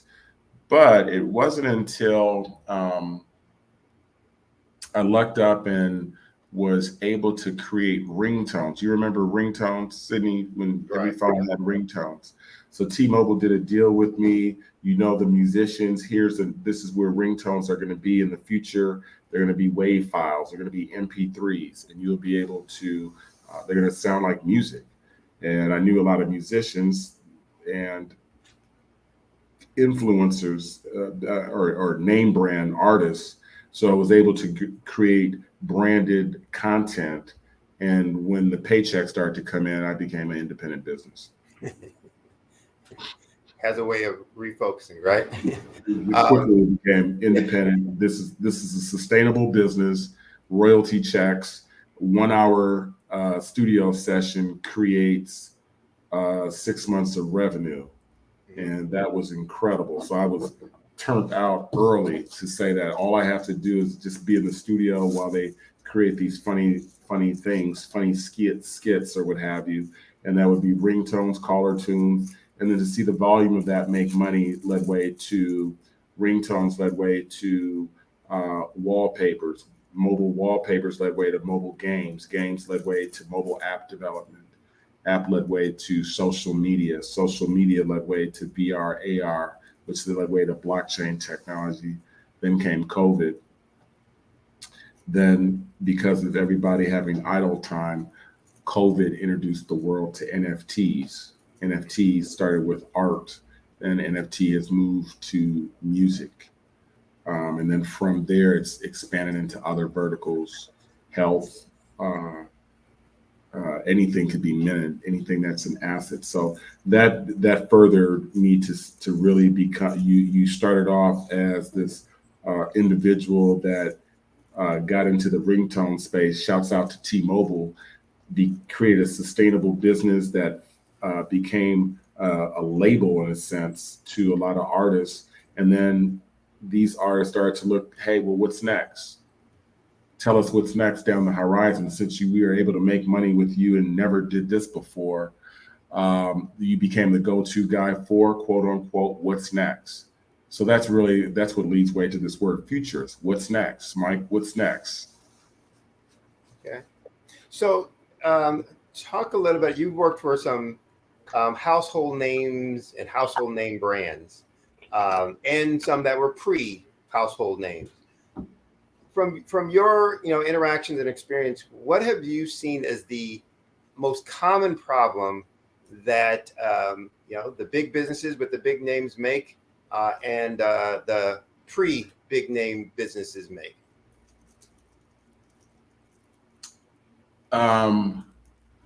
Big businesses, probably one of the biggest errors that I see them underestimating the customer or not holding the value to the customer. You saw that recently with the Bud Light commercial and the LGBT community, and sales quickly plummeted. So you didn't do your research. Walmart offering for Juneteenth, hey, for the Black community, let's offer watermelon flavored ice cream. Right? They didn't really know their audience, didn't know, hey, we think that may be something that they want, but really it comes in backfires, and we did wrong. We've seen this so many times before, over and over. So they don't think out the relationship of how well you know your customer and the wants, and tie that in with the political times. So a joke, the word Sambo today for the hip hop generation under the age of 17, they probably don't know what the hell Sambo is. Mm-hmm. Me as a child, I remember growing up, and there was the tail end of, as a child, I remember there was actually Sambo's restaurants. I think Sambo's competed with Denny's. And looking at that, realizing like, how would you take that as a name? And now that franchise had to close because that was an insulting name, right? So for small businesses, and particularly Black businesses, they're always able to start a business, hard to maintain a business. That's what I've noticed in the Black community, from the West Coast to the East Coast, the South. So your level of education plays a big role in that. Able to start a business, how long are they able to sustain a business? And from your experience, what do you see as the main culprit for that? The solution? Well, first the cause of not being able to maintain it, and then what you think the solution would be or should be. So the cause and the solution are very similar. Education. Okay. The ability to see. So it's one thing to say I can make some good old fried chicken. Now you're making fried chicken in 2023 versus fried chicken in 1960s is different. But he or she that manufactures this, that makes the product, is clueless. They're just making fried chicken in the moment of, not looking at the business environment.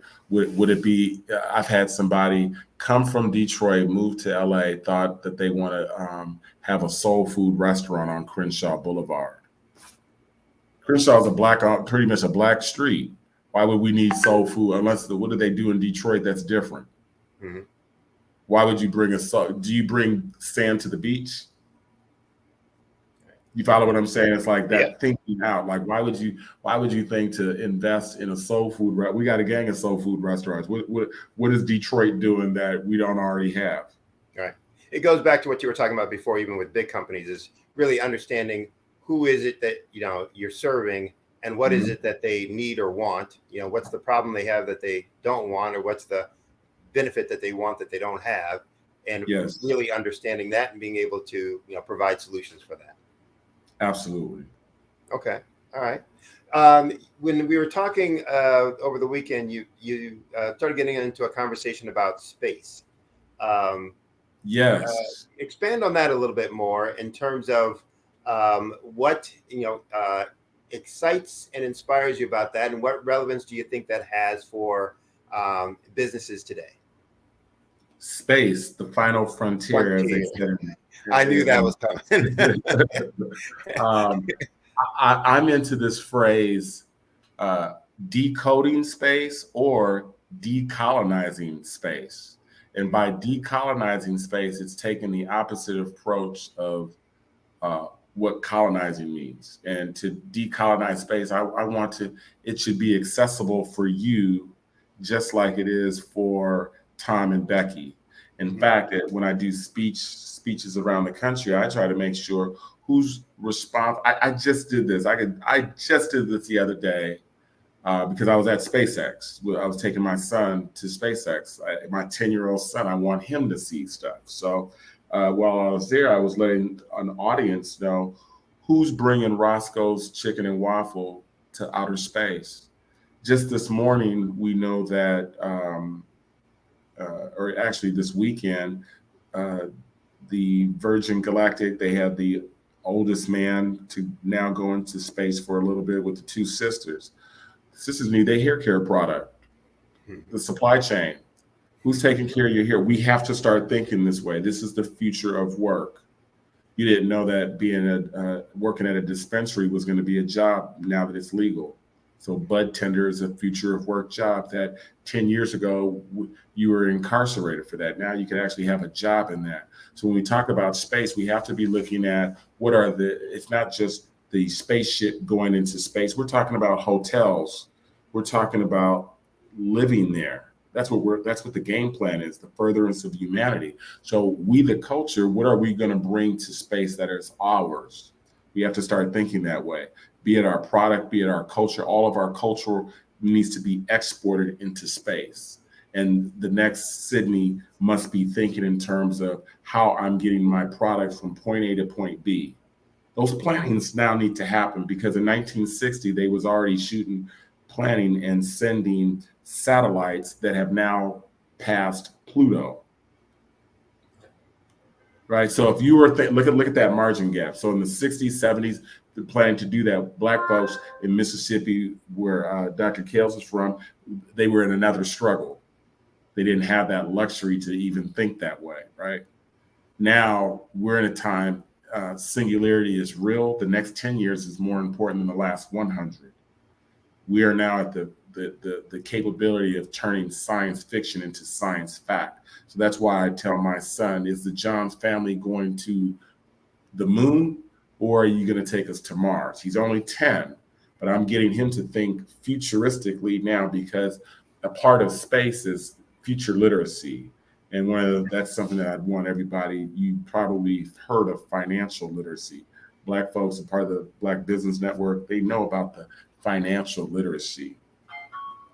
Mental literacy is one, but I'd like to further that to say future literacy. Every day, at least 15 half hour of your day should be on your future. In fact, you might want to go see the end and then go backwards.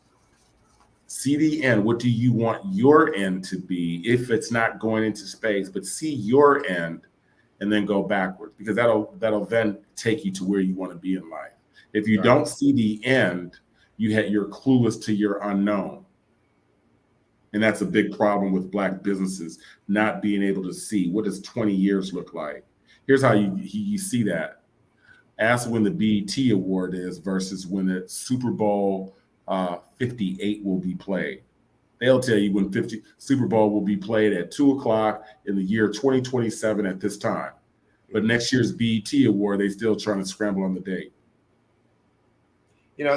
Let's maybe delve into this a little bit more in terms of future, seeing the future, and the uncertainty that looking at the future brings, and our relationship with uncertainty.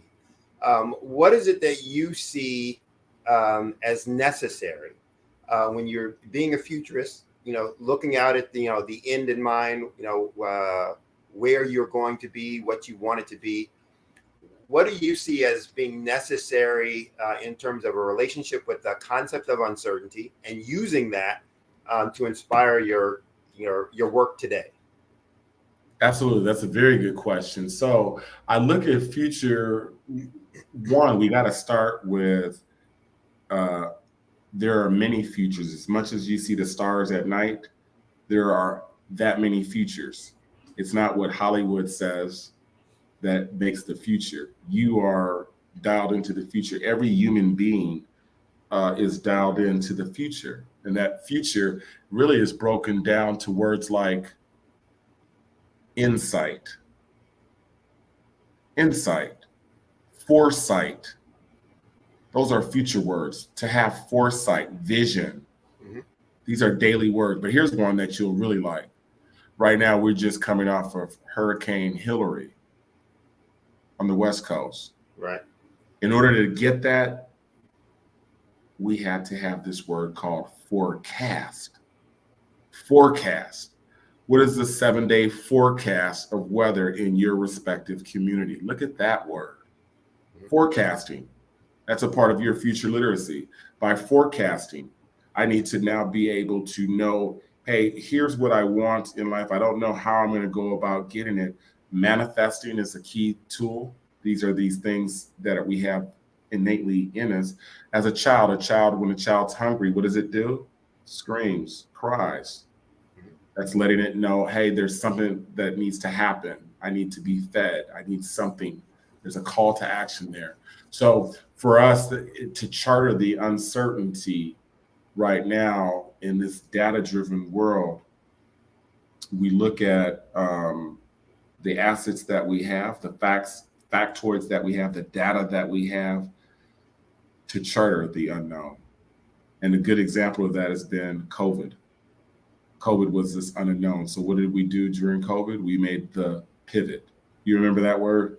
Everybody, that's when that word became really popular. It had to make a pivot into the unknown.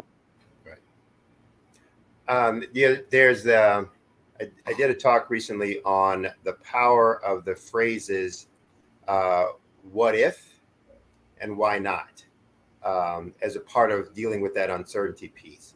And you talked a little bit earlier about spending, I don't remember if it was 5% or 10% of your time thinking about the future.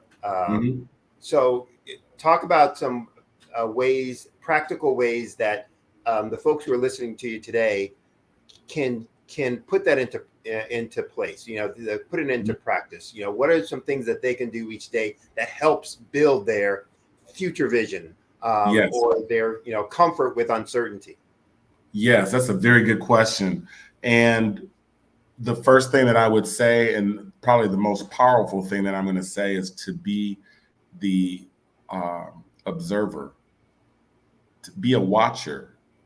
What's going on in today's world right now? Just yesterday down the street or while driving, I noticed a robot making a delivery. The robot made a delivery right on La Brea Boulevard, and in there while I was at the stoplight, and I've seen this before, but on this particular occasion, I looked at it because it was actually in a rougher neighborhood. And I was thinking to myself, nobody's messing with that device. Even though it's in a rough neighborhood, nobody's going to touch it. Isn't that interesting? Because it's loaded with gadgets, got GPS tracking. And as soon as you touch it, it could do something, then the police come. By observing that, what other businesses can, what else is to come? Here's a robot that's doing a delivery. What is it delivering? What is it delivering? And should I also create a delivery service? I'm being observant, just watching that. I'm looking at relationships. Right now, growing up, I didn't have to be dialed into mental wellness. Right now, rappers are talking about mental wellness. Technology, where is social media taking things? We're moving fast. I just mentioned that the next 10 years is more important than the last 100. Well, if you never heard that, you at least know that life is moving fast. So you're aware that technology is happening. We went from 4G to 5G to now people are talking about artificial intelligence. What is this thing called AI? We're seeing more and more robots. We're learning about drones. We're seeing drones not just used as for fun, but drones for forest fires. Be the observer. And as you observe, you will start to spindle new ideas. And the good nesting ground for that is children's cartoons or any sci-fi movie. Talk about maybe the most unconventional decision you've made in dealing with uncertainty, that at the time you made it, maybe folks were looking at you like, what are you thinking about? What are you doing? That it turned out to be a game changer. Probably, I'd say most recently this new mixtape project. So I'm dealing with, smart cities, uh, uh, space technology, autonomous vehicles, consumer electronic products. But where everything started with me initially was from the music game. And it's so funny that as much as I try to shake that and advance to other things, it's still there. And so most recently just saying, hey, of all these other things that you're doing, the mixtape circuit, and now bringing a Web3 spin to it. I did that operating in uncertainty, the unknown, and I moved off of gut instinct.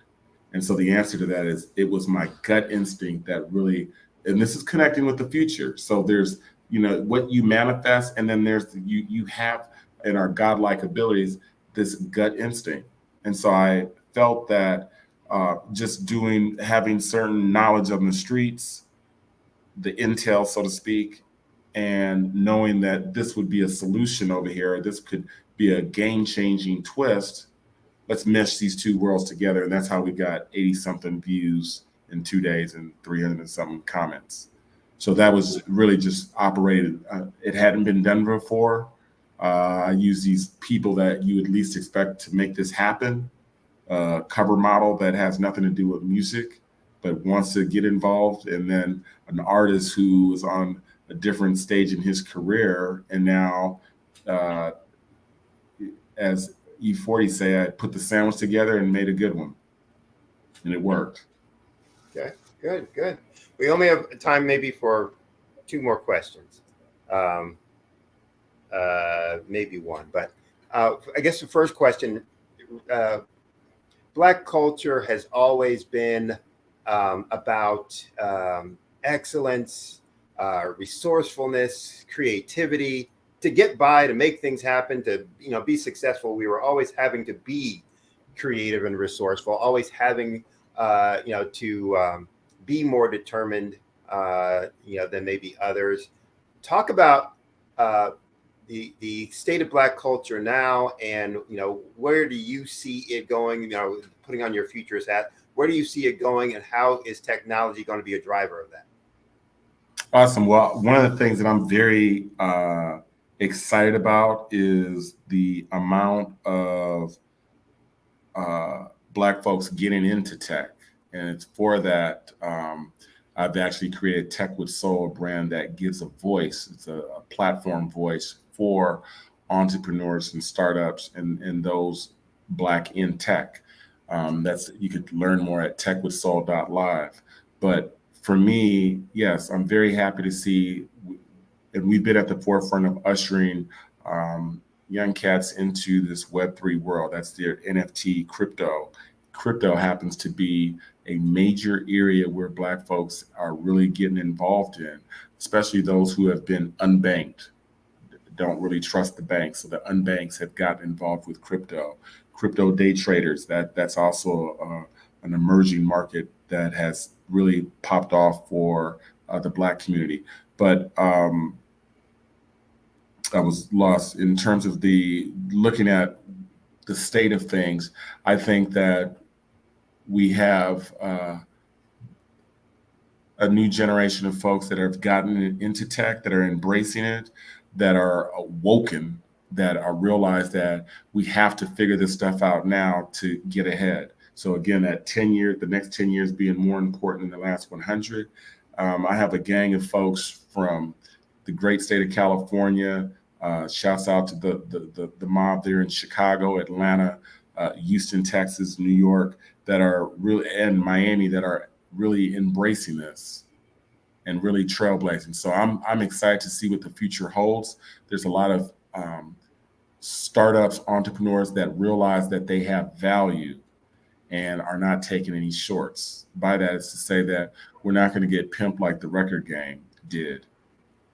Now the tech game, people understand that I am of value. It's all about equity. And so I think I'm very pleased to see how many brothers and sisters are realizing that they are of value to the ecosystem and cut the check. All right. We probably are out of time. And I want to give you a chance to tell people the best way to reach out to you, whether it's they've got a business that they want to maybe retain you for, or just ways to collaborate, etc. What's the best way for folks to reach you? Yes, you could reach me at mikejohns.ceo. That's my personal website. There, it connects directly to my WhatsApp, so that messages go directly to the phone. Otherwise, you could also find me on LinkedIn under Mike Johns Digital Mind State. Okay. All right. Well, this has been a fascinating interview, fascinating conversation. I really appreciate your time. I'm sure the folks out there got a ton from listening to you, and I would strongly recommend folks to reach out to you and find ways to interact with you and your company, et cetera. And again, just want to thank you very much for being here for the interview today. Thank you for having me. Shouts out to the whole Black Business Network. Okay.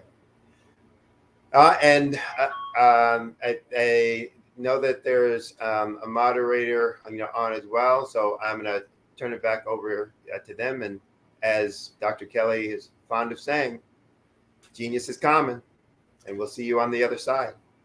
Yes, sir. Yeah, that was a fascinating interview. So for those who are out there, go to his website,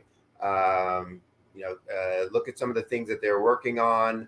But the idea of really just opening yourself up to thinking and exploring what's possible in the future, and what that holds for you and your company, or your career.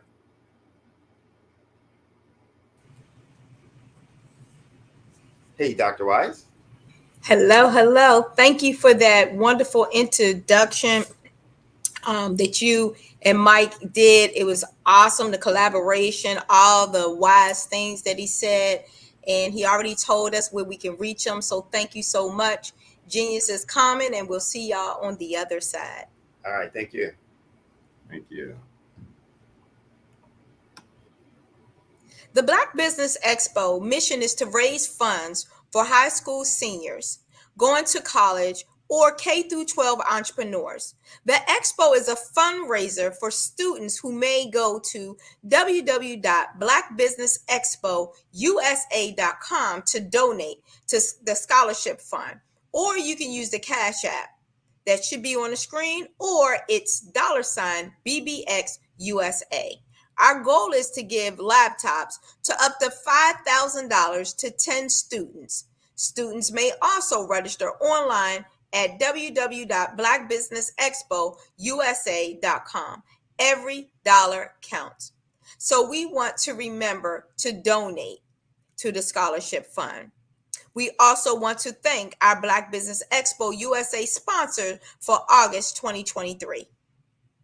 NC 100, Moody Capital Partners, Suede Soul, Lotus Rouche Coaching and Training, Carolina, Virginia Minority Suppliers Development Council, Step Management, BHS Associates, Margie McLean Foundation, Inc., Genius is Common, Earth Essentials, Melanie Shinani Global, Executive Women Success Institute, The Quality Coaching Company, Superwoman Business Services, Creative Force Studio, Lee Entertainment, Artistry App Design, All New Beginning LLC, and Black Business Expo USA. Genius is common, and I'll see you on the other side.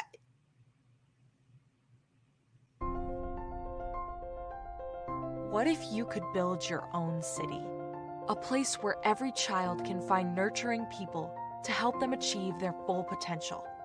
A place where every adult can access job training support. Where health education is abundant. Where social justice ruled the land. A place without limitations. Welcome. You have arrived at STEM City USA. It is what every city should be. a safe and trusted community where you find people and resources to help you become everything you are and beyond. STEM City is unlike anything you have ever experienced. It is a digital twin of the world around you, only better. STEM City is about energy and soul renewal. It is more than a digital world. You can almost feel the power of live cultural events, music, and theater. STEM City promises a better future for children with caring mentors and hands-on activities with dedicated tutors to support our youth. STEM City is your passport to a healthy lifestyle with weekly events addressing our community's many issues. STEM City is your financial well-being with helpful information on wealth management, career advancement, job training, and so much more. STEM City is the community you deserve. It is the city where your dreams can come true. STEM City USA, a place in the sky that is accessible to all who reach for the stars.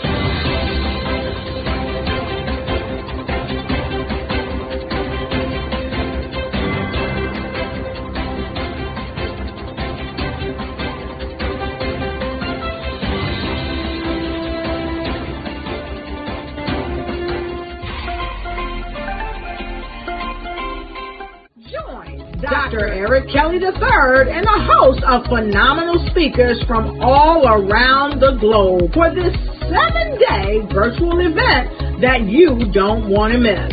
The mission of the Black Business Expo is to raise scholarship money from kids all the way from high school all the way from college. The Black Business Olympics is one of the largest Black business showcases in the world. It is an opportunity for businesses and companies to showcase their businesses globally. We are going to be giving away laptops up to $5,000 away to students. Do you support Black businesses? Listen, I support Black business because I am Black business. Black Business Expo, one of the largest business showcases in the history of Black business in the world.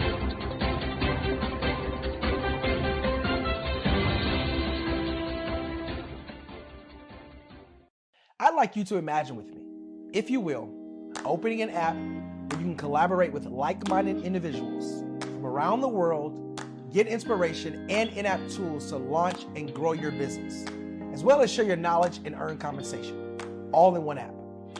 Well, the name of that app is Truso, short for Truly Social. Hi, I'm Matthew Newman, the founder and CEO of Truso, a new concept in social media. Truso is designed from the ground up to be a platform that's both social and empowering for all its users.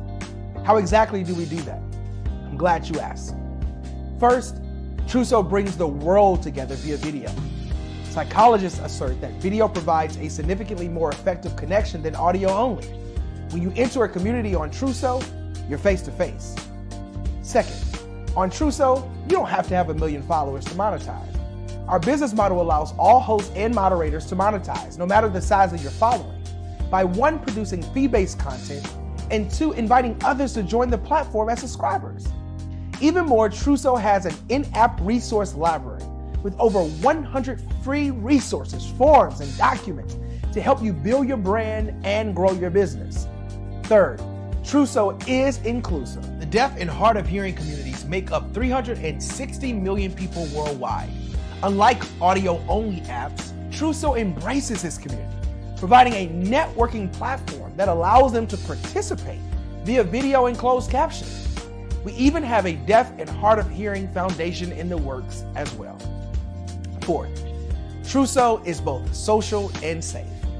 We refer to Trousseau as a virtual extension of the beauty shop, barbershop, and brainchild of the community.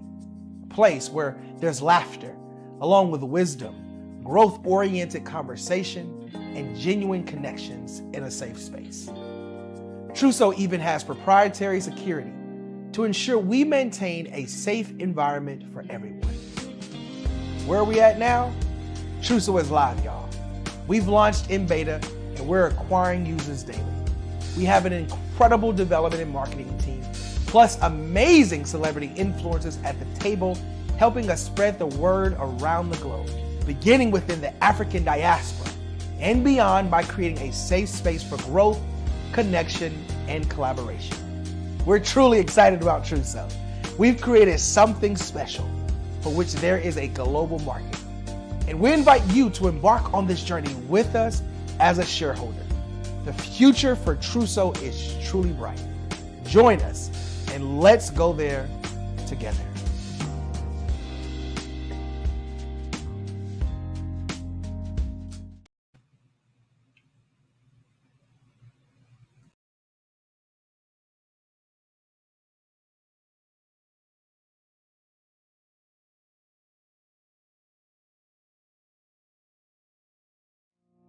Did you know that approximately 333.34 million businesses exist today, according to a report from 2021? And you may be one of those businesses, or maybe you're not in the business market yet, but you're aspiring to be a business owner.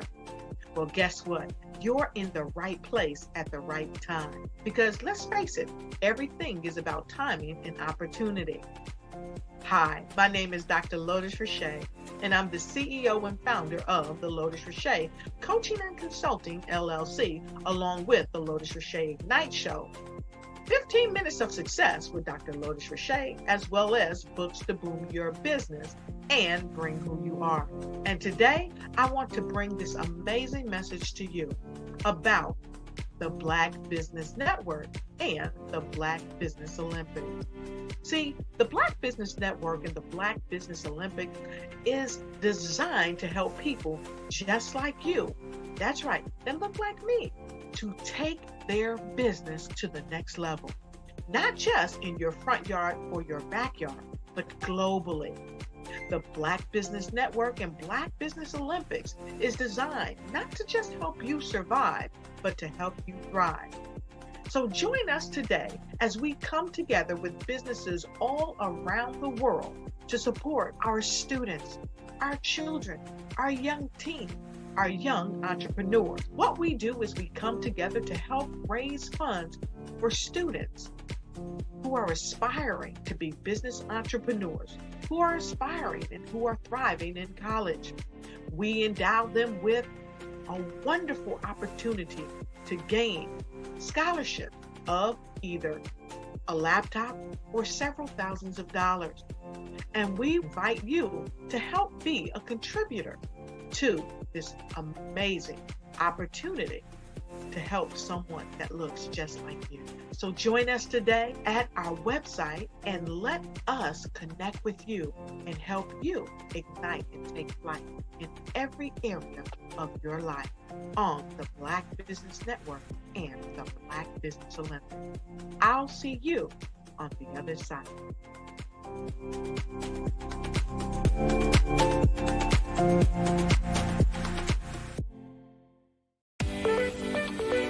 You are in the right place at the right time. The Black Business Network opens again for its Black Business Olympics, a 24/7 broadcast on business, strategies, global branding, social media marketing, finance, advertisement, and much, much more. Featuring the top, most powerful entrepreneurs and speakers and thought leaders from all around the world as they gather together for this phenomenal event. Join the Black Business Network streaming live into the metaverse, STEM City, USA, Black Multiverse, Pod TV, Roku, Hulu, iHeartRadio, Apple TV, YouTube, TikTok, Instagram, Google Podcasts, Facebook, LinkedIn, IBM TV, Spotify, and Twitch. Tune in today and be a part of this amazing movement. The Black Business Olympics welcomes you.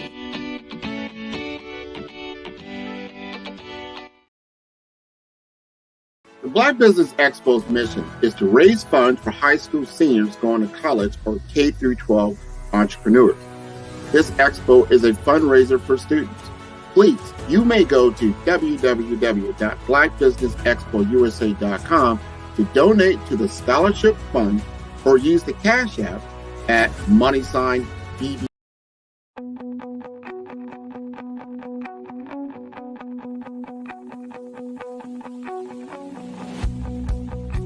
I am Black Business.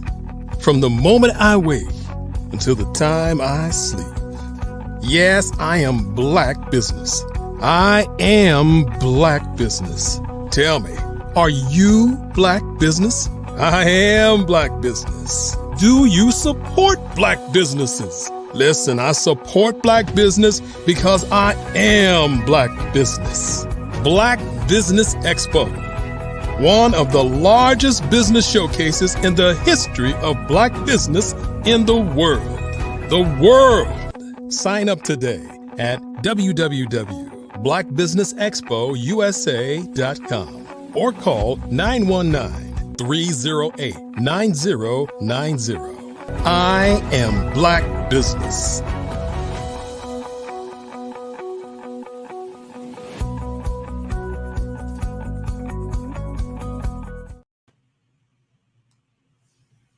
Good afternoon, business owners, entrepreneur, thought leaders, and corporations. Welcome to the Black Business Network. My name is Dr. Tanya T. Wise, and I am the founder and CEO of All New Beginnings, which helps you cultivate your purpose with your passion for you to have a profit.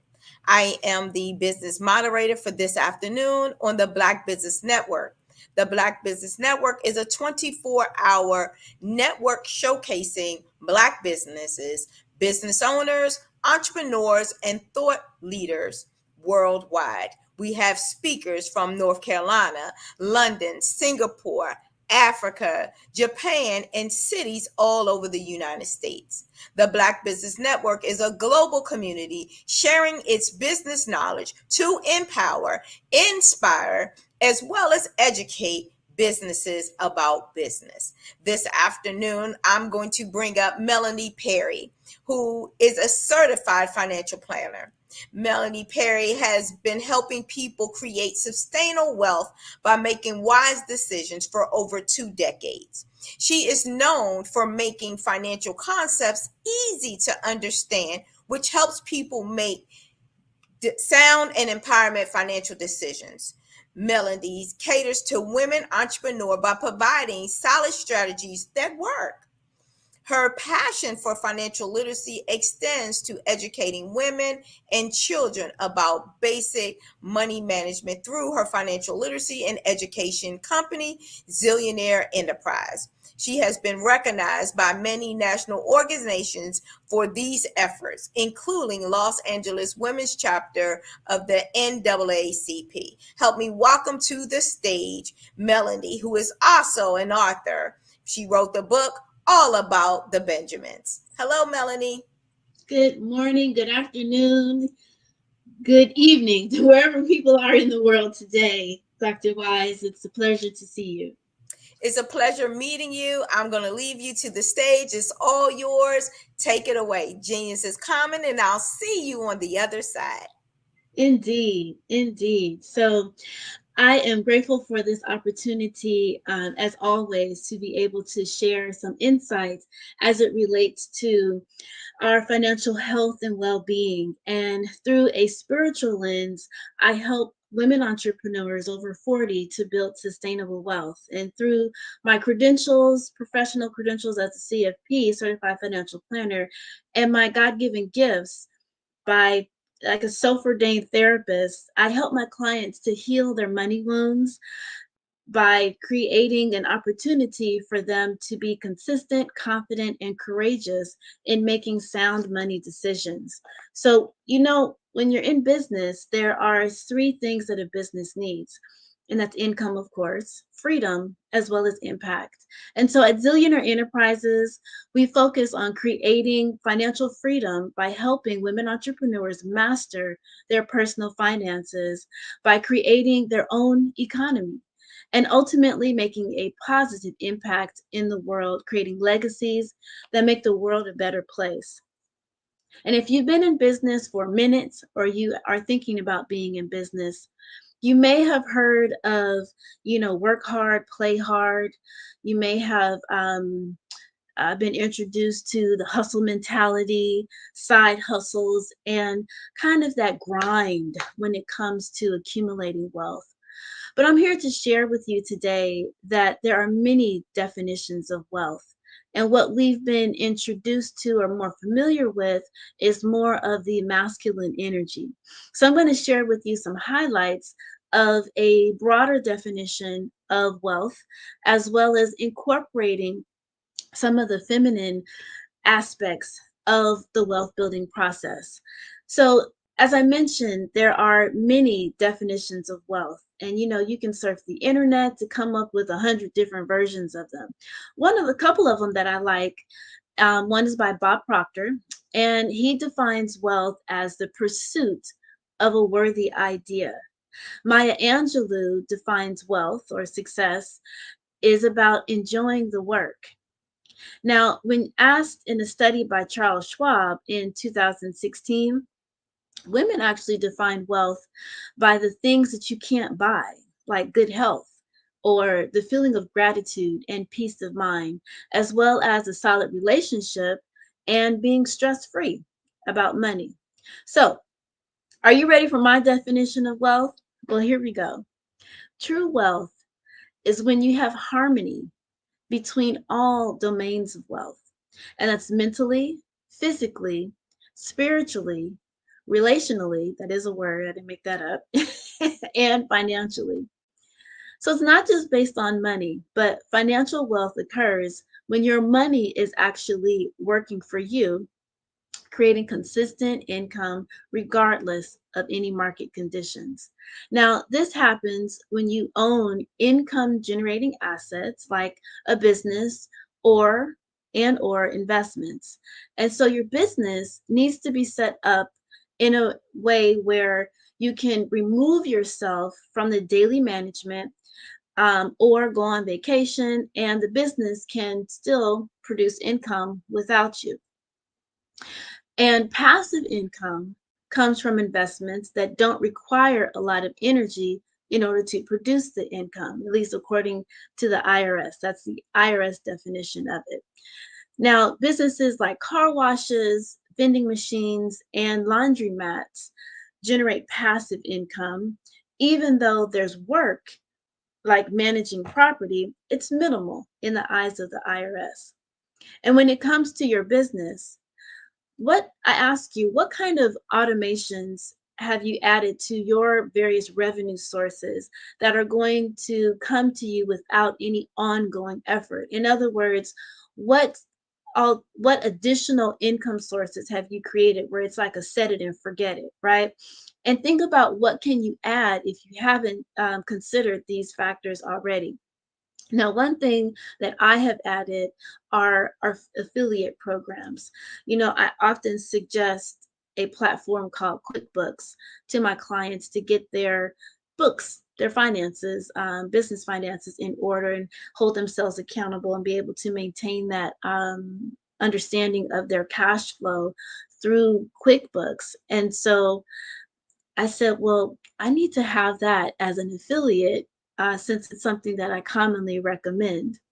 Now, many clients that I have various types of businesses. And for my clients who are therapists, I have encouraged them to create journals, and you can sell that on Etsy or Amazon or directly on your website, right? And, they encourage their clients all the time as a part of their therapeutic healing to write in journals. And since you're referring them to do that anyway, why not let it be your journal that they purchase and use, right? You can incorporate various affirmations, and perhaps there's particular tools and processes that you go through with many of your clients where you can incorporate that, into your journal. So whether you have a service-based business or you've got a product-based business, oftentimes service-based businesses are like, well, what kind of product, can I create? And so I just gave you an example, of a product. So, be mindful of one, not being in a box, right? Being thinking innovatively and creatively, how you can bring additional streams of income into your cash flow, into your business without creating an additional task or job or position, for yourself. There may be an initial onset of,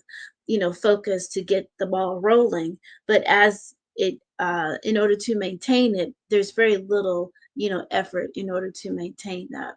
So today, ask yourself, what passive income stream can you add to your business that will take minimal effort and maintain added value to your clients? Because remember, yes, genius is common and abundance is your birthright. We were all born wealthy. And sometimes that's something that we forget, as we're bouncing around through life. There's so many things coming at us, and we don't always keep in the forefront of our mind that we were born wealthy. So at this point, what I want you to do is to begin to embrace this zillionaire wealth mindset by creating harmony between these various domains of wealth, again, which include the mental, physical, relational, spiritual, and of course that financial piece. And so let's break down a little bit of how wealth has a tendency to show up to us from a masculine perspective. And there are a few themes that I want to break down to give us some additional insight on that. So when we commonly think of wealth, we think in building wealth and having a business, we feel that it has to be, very goal driven. You set goals, got to attain the goals, your milestones, for those particular goals. There's kind of an assertiveness that has to happen. There's a lot of linear focus and very much focus on, well, what's reality, what's going on right now, what's logical in terms of the goals that you're setting for yourself. There's an element of competition, in the mix of that, and being very analytical. Right now, I'm not suggesting that any of these things are bad, but anytime you focus too much on one energy, it leads to toxicity, which in essence is the world we're in right now. So we need to begin to weave in more, so it's happening, but we need to be aware of the feminine components of the wealth building process that's going to create harmony to the existing strong masculine presence. And so on the feminine side, being intuitive, right? Now, the value of being intuitive versus purely analytical is that you can create your business plan. You can look at the stats, the numbers, you can, go through that whole process and ignore that gut feeling. Ignore that something just might not feel right about the numbers, right? So then that's where your intuitive guidance needs to take over and begin to take some of that analytical information and really get a good, you really need to kind of sit still, be still, and know that God is, and assess based upon the data that you gathered, which is important. How do you feel about this data? And do you feel that you will be going in the right, direction? I remember listening to Rachel Rogers, who is the owner of Hello 7. She has a podcast, and when one of her in the pursuit of her writing her book and publishing it, We Should All Be Millionaires, her business advisor, CPA, one of the professionals on her team indicated that Black women just don't sell very many books about on wealth, and not to really, I think she wanted to, I think the advisor was suggesting to charge $10 or something like that for the book. And she was like, no, we're going full throttle, full price with this. And, it's a go. And, that advisor with good intentions just didn't feel like it would be successful based upon the stats of the past, right? As if you can't create new statistics, moving forward. But that's another story. So she moved forward in publishing her book and has sold hundreds of thousands, of copies, making it a very, very grand success. So you can't always go by what's on paper, right? We are in and moving further in a space of time where we're making new milestones, and new firsts, if you will, in the area of people of color coming to the forefront, establishing businesses and enterprises, and women entering the marketplace, expanding things that they have started and scaling to higher and higher heights. And therefore, it's been thousands of years since women have been in the forefront in the area of money, business, and finance, we're coming back, to this space. We're going to be making new statistics. So you can't go by what's currently present. I shouldn't even say currently. You can't go by, the most recent history and be able to dictate, yeah, this is how you can proceed moving forward, because we're innovative, creatures, and we're making new strides and new goals. Collaborating. So collaboration is one of the key components of the wealth building process. When you collaborate, you are successful.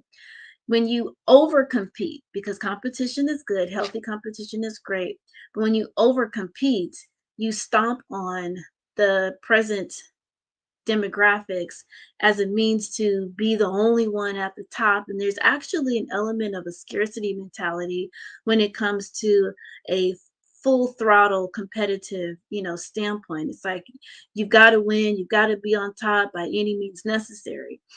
And that doesn't include the true reality that we're living in an abundant universe, an abundant planet. And when we're in alignment, there is enough to go around. So there's no need to feel like if I win, you lose. And there's no need to feel that there's not enough to go around. So recognizing that you do want to rise to the occasion, to be your best.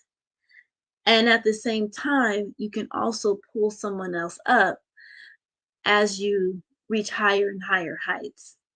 So being creative, right? So some people know that I have designed jewelry, little accessories. And so that particular process is a creative process. There's a process to how I create, but it's not linear by any stretch of the imagination. So I've designed purses in my time, clutch bags and shoulder bags.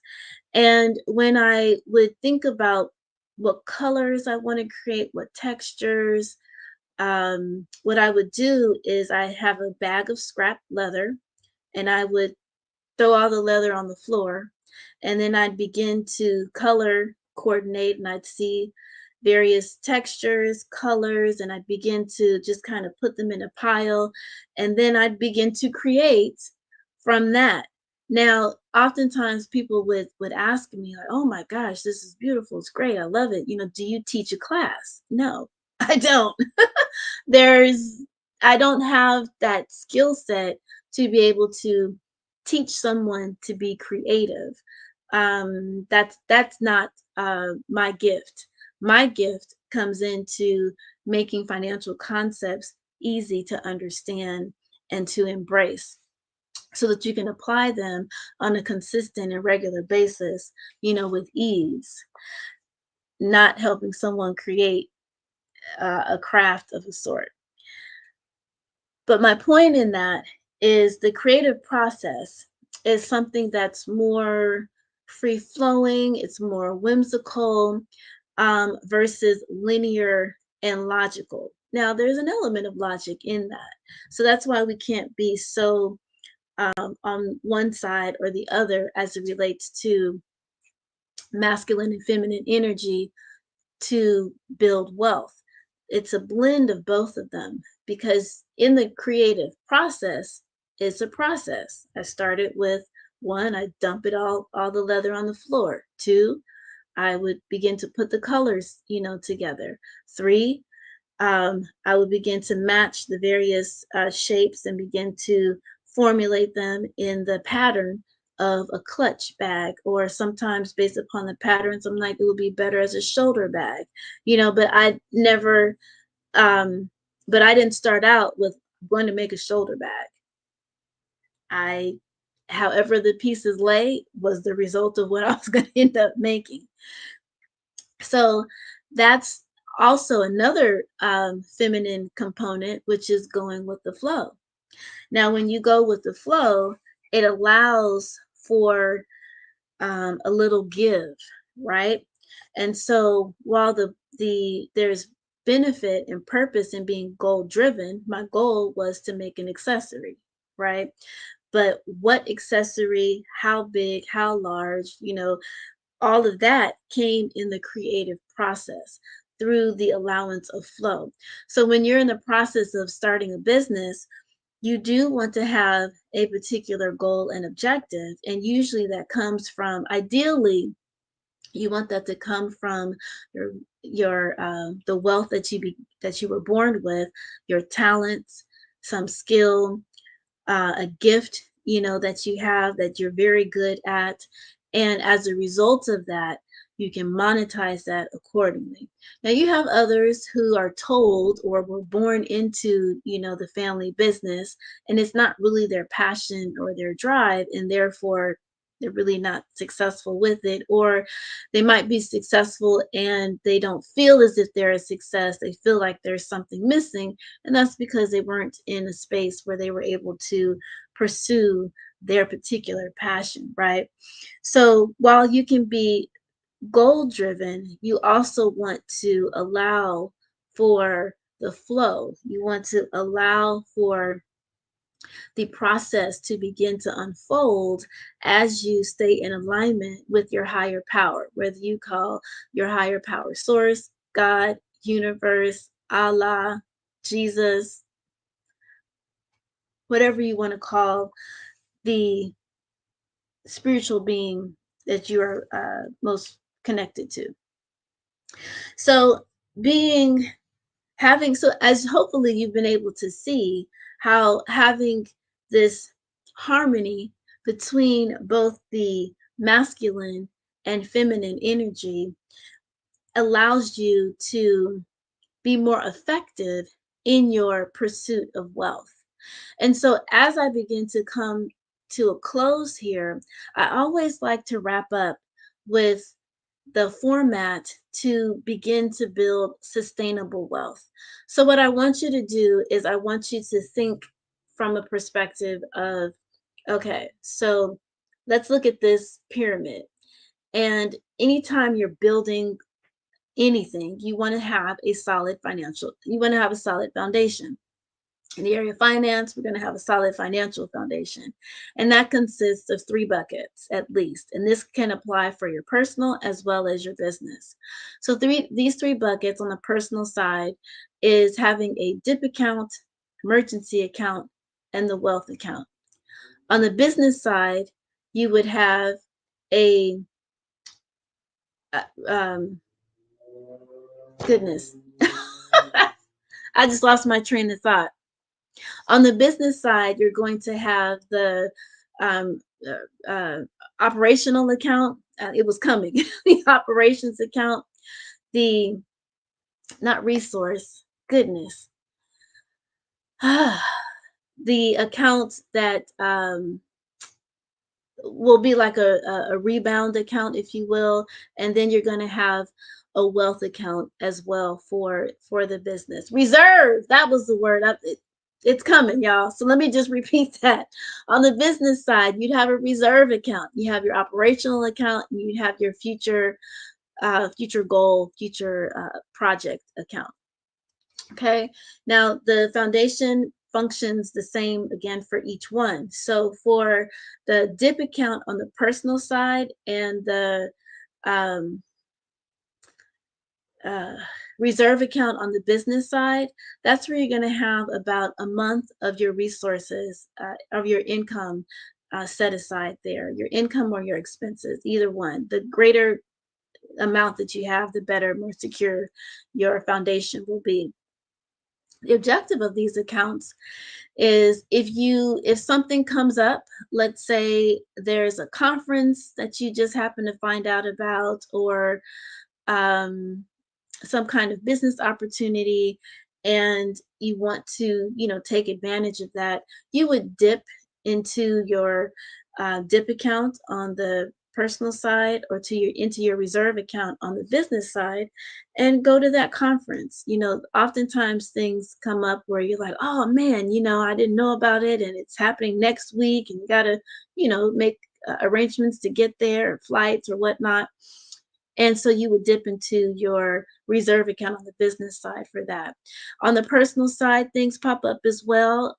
If you're in the sandwich generation, taking care of your children, you're taking care of family, and you might need to fly out to help mom and dad, or fly out to help auntie.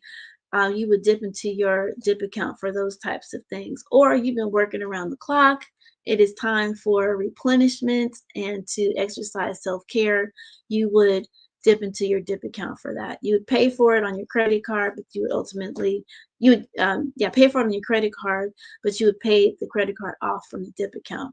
Now, the emergency account and the operational account kind of work the same way as well. So on the emergency side, you have 3 to 6 months at least, 6 to 12 months at best. And then on the operational side, same thing. Have at least 3 months of your operations expenses in your operations account for the business. Now, that again is kind of acting as like an emergency, situation, where sometimes in business we have various seasons, right? And some months are very cash flow rich, some months are cash flow poor. And so we still have salaries that we need to pay, expenses that we need to pay to keep the business in a full operation. And so you would access the operational funds for those types of ebbs and flows during those seasonal times. On the personal side, if there's an emergency, like here in California, there was an earthquake yesterday, along with the hurricane and tumultuous storm. So we all have to prepare, for that. So if there's a natural disaster, if there is,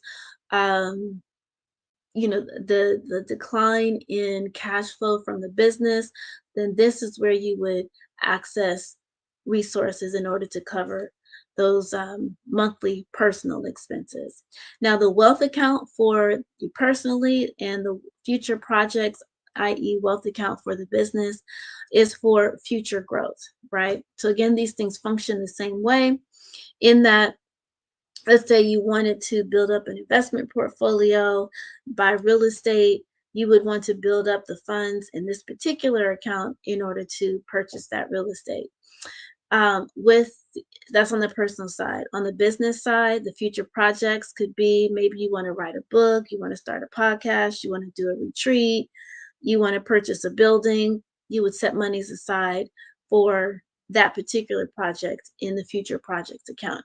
Now, you want to have specific accounts for each one of these objectives. So you could ultimately end up with 7 to 11 accounts between you business wise and personally, because it's beneficial to have to purposefully spend your money, and therefore to have purposeful accounts, bank accounts, savings accounts, or money market accounts, where you know, okay, I've got to my goal, I've accumulated $10,000 into my my dip account, and I've accumulated $20,000 into my reserve account in the business. So you met that goal. Now, whenever you have to access it, you know how much should be in those accounts, so that you can replenish. So your marker of when you need to really put in a pause of after you've accessed and dipped into those accounts, I encourage people to use a 50% stop loss. So let's say you accumulated $10,000 into the dip account. When it gets to 5,000, that's when you need to pump the brakes, and and that's your zero. That's your, I don't have any money. Because if you think about it, if you actually had no money, you wouldn't be spending it, right? So you want to always allow yourself to have some cushion, and to also position yourself so you have some bells to ring, that when you get to a certain floor, that you now need to pay more attention, and to pivot and to focus on bringing in more money, and not saying yes, you can help a friend out financially. That's when you have to start saying no. So this is kind of a forefront to giving you some insight on some rules of engagement you can establish for your finances, as well as beginning to create some boundaries. Because sometimes when we are in a space of abundance, we've got cash flow, we've got money, set aside. It's easy for heart-centered individuals to say, yes, I can help you. Yes, I've got some funds. Yes, I can let you borrow it. Yes, you can pay me back, right? And the next thing you know, you've depleted, your cash, your reserve. So how do you stop that? Well, you've got to create some rules of engagement. So what I shared with you as I come to a close, that this is the first layer of establishing a solid financial foundation. Another component to this is making sure I should say the next layer to this is making sure you're now positioning yourself to make your money now start working for you. So that's when you are beginning to invest in assets beyond your business. Okay. So one prime example of that is real estate, right? Owning the building of which you facilitate your business is one example. Owning mixed use property, right? Now, as you become more and more aware of the various tax strategies, there are various types of tax planning strategies that will help you lower your tax liability by making contributions into certain assets that allow you to get a tax deduction. Okay, so these are the types of things where a financial advisor, a certified financial planner, can give you some insight and direction. CPAs, you would think that they would provide you with this information, and some do, but many are doing tax compliance, which means they're just filing your taxes or preparing your taxes. They're not really doing tax planning. A certified financial planner is a person that is looking at your overall situation and guiding you according to the goals that you've set for yourself, and then also being in tune to your money values. Your money values are just as important as your pursuit of wealth and the goals that you're seeking to achieve. Now, at the very top of this investment pyramid, so we have the foundation with the 3 buckets. We're now purchasing income generating assets, and also assets that allow you to reduce your tax liability. The next layer is some of the fun stuff, right? So these are alternative investments that have a higher risk. Now, as you are building your wealth, you want to protect it along the way. And that's where insurances and trusts come into play. So the various types of insurances: business insurance, liability insurance, health insurance, life insurance, disability insurance, long-term care. Another layer to this protection is to have, I forgot to mention that homeowners and auto insurance. But another layer of protection is to ensure that you have the right business entity. Everybody doesn't need an LLC. Okay. It depends on what your goals are for your business to determine whether or not you need an LLC.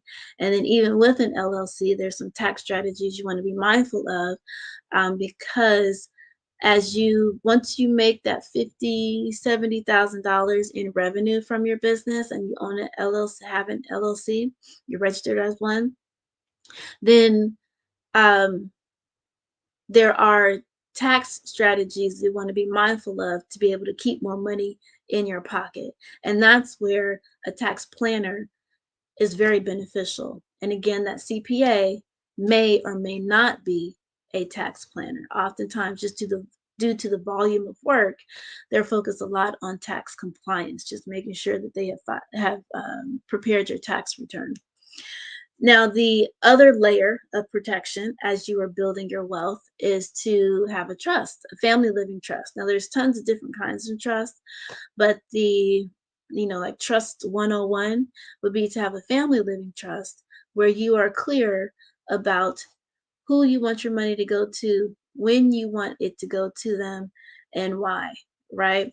And this calls for having crucial conversations with your loved ones to determine who would be your executor, the person that's going to be managing over the trust, who are going to be the recipients of it, and what are you doing to prepare them for the generational wealth that you're setting up for them. I listen to Steve Harvey periodically, and he'll say, this is my money. You kids are going to have to figure out how to earn money yourself. And I find that to be a very valuable tool or a mindset that he's instilling in them, in that they have to understand, they have to develop and cultivate a work ethic, and to not just be spoiled, brats, so to speak. So this isn't to say don't create generational wealth.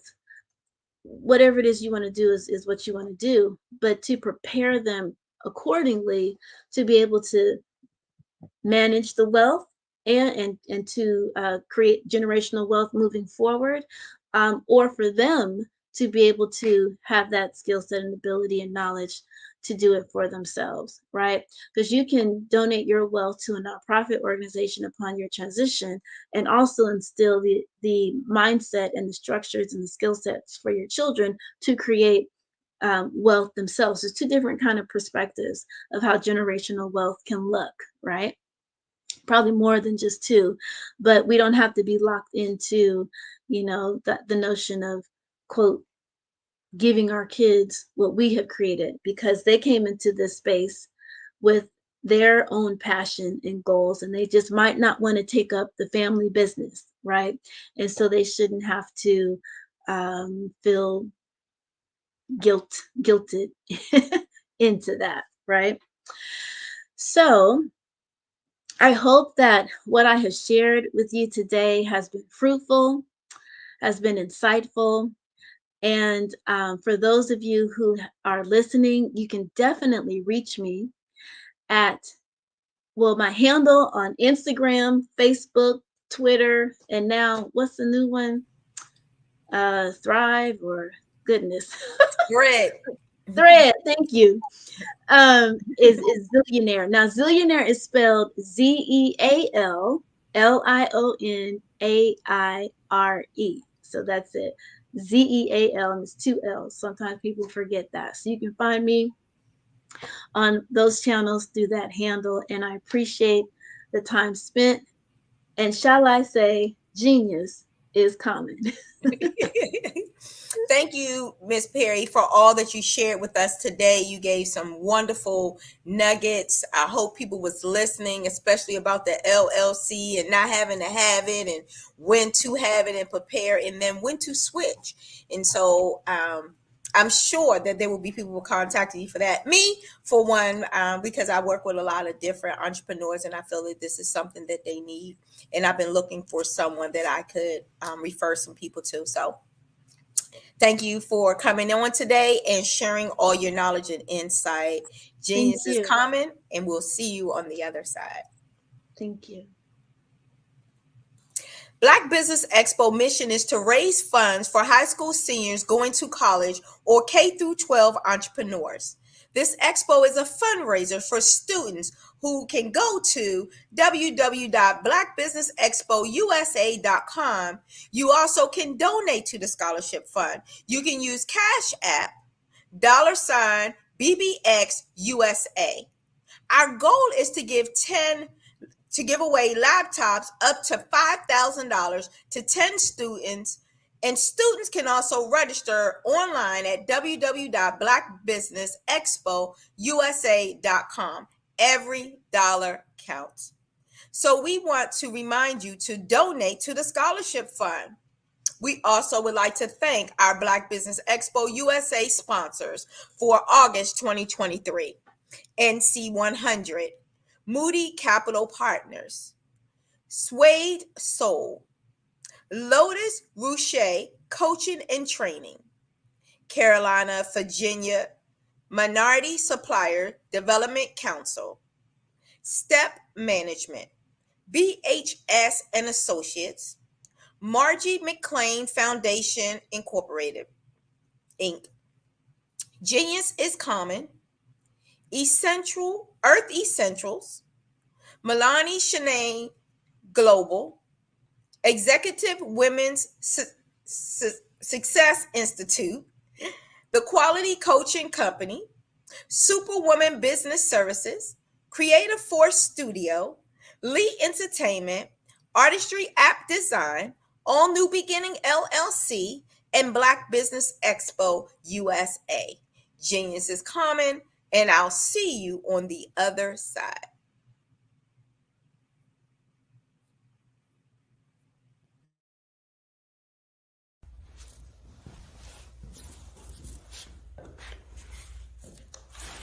How you doing? I'm Rodney Allen Rippey. Yeah, the child actor. Well, now, leading man. Some of you might remember back in the day, the Harlem Globetrotters popcorn machine. Remember that? Well, it was a Saturday morning special that would come on, and I was there with Geese and Tex and Meadowlark Lemon. Remember the show? Well, I had a great time. And I have to say a huge, huge thank you to all my fans out there. Thank you for all the years of support. I went on from the entertainment industry. I started getting into producing and directing. And now, hey, here I am. I'm a studio executive here in Burbank, California at 2526 Studios. I have to say, it's been pretty good, but the best is yet to come. Please stay encouraged. Keep reaching for your dreams and never forget that genius is common. Remember that. Genius is common. No matter what anyone says to you, no matter how tough the road may get, keep striving. Keep reaching for your dreams. And always know that you are worth it. Everything that you put into yourself, everything good that you pour into your life, you are worth it. And when the times get tough, when things don't go exactly right, it's okay. Dust your shoulders off. Stand up strong. And remember, genius is common.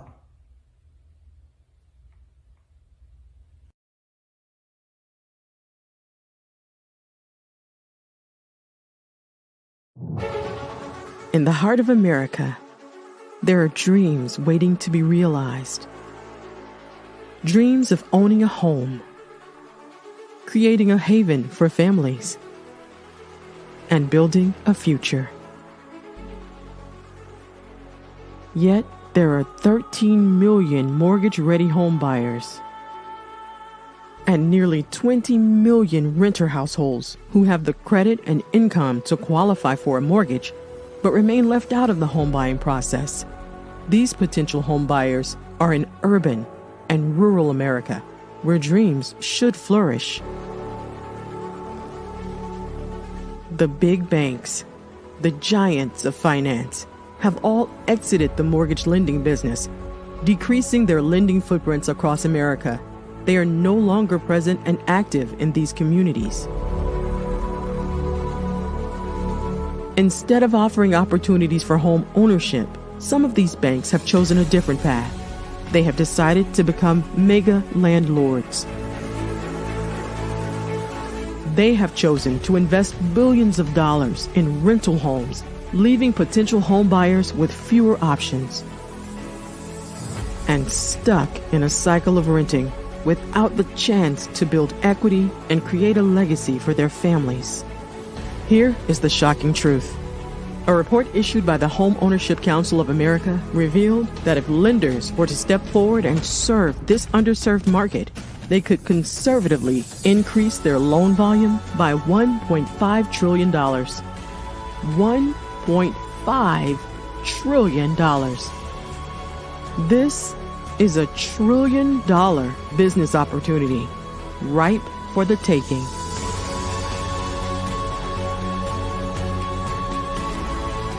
That's why I Have a Dream Home is here. We support the American dream of home ownership in urban and rural America. We believe in the power of social consciousness and the impact it can have on people's lives. Investing in urban and rural America is not just good business sense. It's a moral imperative. Our mission is clear. Become the go-to mortgage lender in these communities. Create a pathway to home ownership for all Americans, breaking the cycle of poverty by empowering families to build wealth, stabilizing our communities, and taking pride in our country. I Have a Dream Home. Unlocking dreams, transforming communities, and rewriting the story of American home ownership. For more information, scan the QR code or visit our website at www.ihaveadreamhome.gold.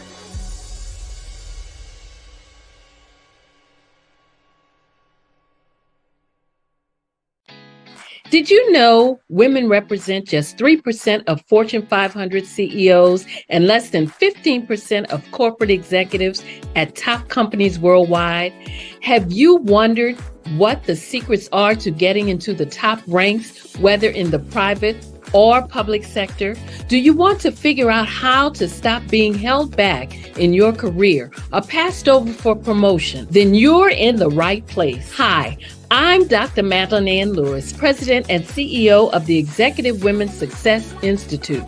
I have decades of experience in the military, the federal government, and corporate America, and my mission is to help women succeed and tap into their full potential.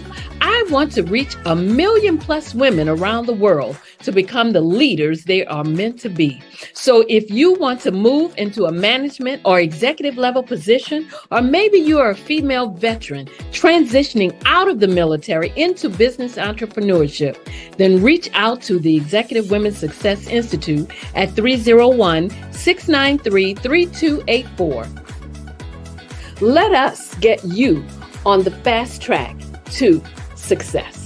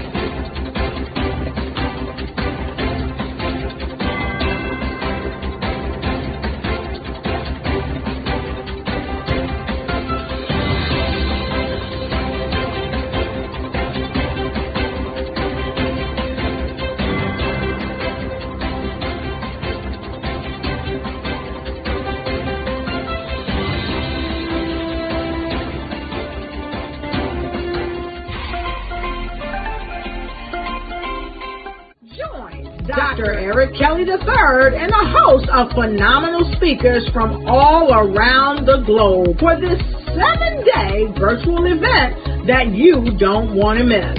The mission of the Black Business Expo is to raise scholarship money from kids all the way from high school all the way from college. The Black Business Olympics is one of the largest Black business showcases in the world. It is an opportunity for businesses and companies to showcase their businesses globally. We are going to be giving away laptops up to $5,000 away to students. Do you support Black businesses? Listen, I support Black business because I am Black business. Black Business Expo, one of the largest business showcases in the history of Black business in the world.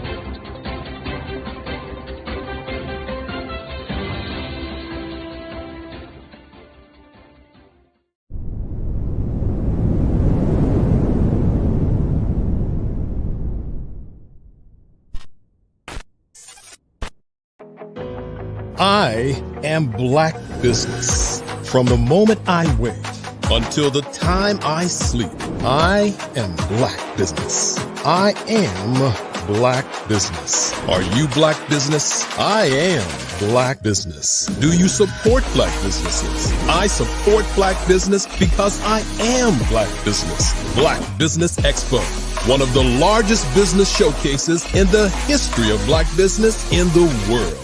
Sign up today at www.blackbusinessexpousa.com or call 919-308-9090. I am Black business. Over the past few years, we've seen the growth of existing and new initiatives focused on financial inclusion, building global networks, and reducing the wealth gap in response to the idea there's not enough seats at the table. Whether their outcomes are to increase the representation of Black executives on corporate boards, ensure an inclusive global economy, or to create new U.S. African commercial pathways, the strategies are often carried out by separate programs. The question is, should they be? With the continent of Africa being home to more than half of the world's fastest growing economies, the youngest workforce, over 400 companies generating more than $1 billion annually, 700 generating more than $500 million annually that are poised for growth, and being the destination of nearly $5 billion in venture capital in 2021. Diversifying U.S. and Africa commercial engagement by building bridges between African businesses and their U.S. diaspora should begin being seen as mutually beneficial. From helping to reduce Africa's enormous capital gap to catalyzing two-way trade opportunities, the COVID-19 global pandemic hopefully has taught us that global challenges and opportunities are more interconnected than we thought. During the pandemic, African companies like Unicorn Flutterwave, insurance provider Reliance Health, ride-hailing app Yasir, and 54Gene, the continent's first bank of DNA on people of African descent, proved that when African companies have access to networks, capital, and information, they grow big, grow fast, and create solutions that are valuable to the world. This is why Be Direct was created. We are the first U.S.-based but African-centric board preparedness and board search company designed to connect U.S. Black talent and corporations to African businesses. Unique and fundamental to Be Direct's success is our process of helping board candidates adapt their experience and networks to an African context before they're connected to high-growth companies that are looking to locally and globally scale. From our focus groups with African business execs and government leaders, we don't ignore the sentiment that business is easy, but people are hard. Having a pool of board candidates with hard-to-access networks and extensive experience across the business lifecycle, including successfully raising capital, is table stakes for an initiative like this.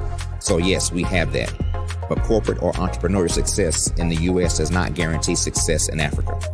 Developed alongside industry partners on the continent, our training program, Be Direct Prep, is designed to transpose their experience to create cultural comfort, understanding, and a commitment to helping businesses in Africa scale. Our board governance sessions are African continental and country specific, integrated with cultural awareness and dexterity training, masterclasses led by African industry execs, and mentoring and coaching from African continental-based facilitators. But even more unique to Be Direct Prep, we cap off our training program with an immersion trip to help candidates that have not been to Africa before see and feel Africa's complexity and opportunity from African soil. We all know traditional network-based board placement has historically left a lot of us out of ever really being in the paid board pipeline. Our strategy supports the work of many great organizations that are successfully filling seats at U.S. board tables by creating more tables for those that are still left on the sideline. It's time to start seeing the role and value of U.S. Black talent and businesses on the continent of Africa differently. Old perceptions and habits limit economic inclusion. Let's transition Black talent and the African businesses they will support from the periphery of the global economy to its core. Living in a global lockdown, we all know now how fast local and global economies can change and see the value of having businesses that hire, strengthen local value chains, and even grow globally. Status quo in any form holds back progress.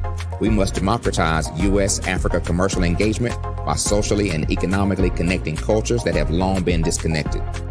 It's time for Africa's U.S. diaspora to redefine their global value by helping African businesses scale continentally and globally.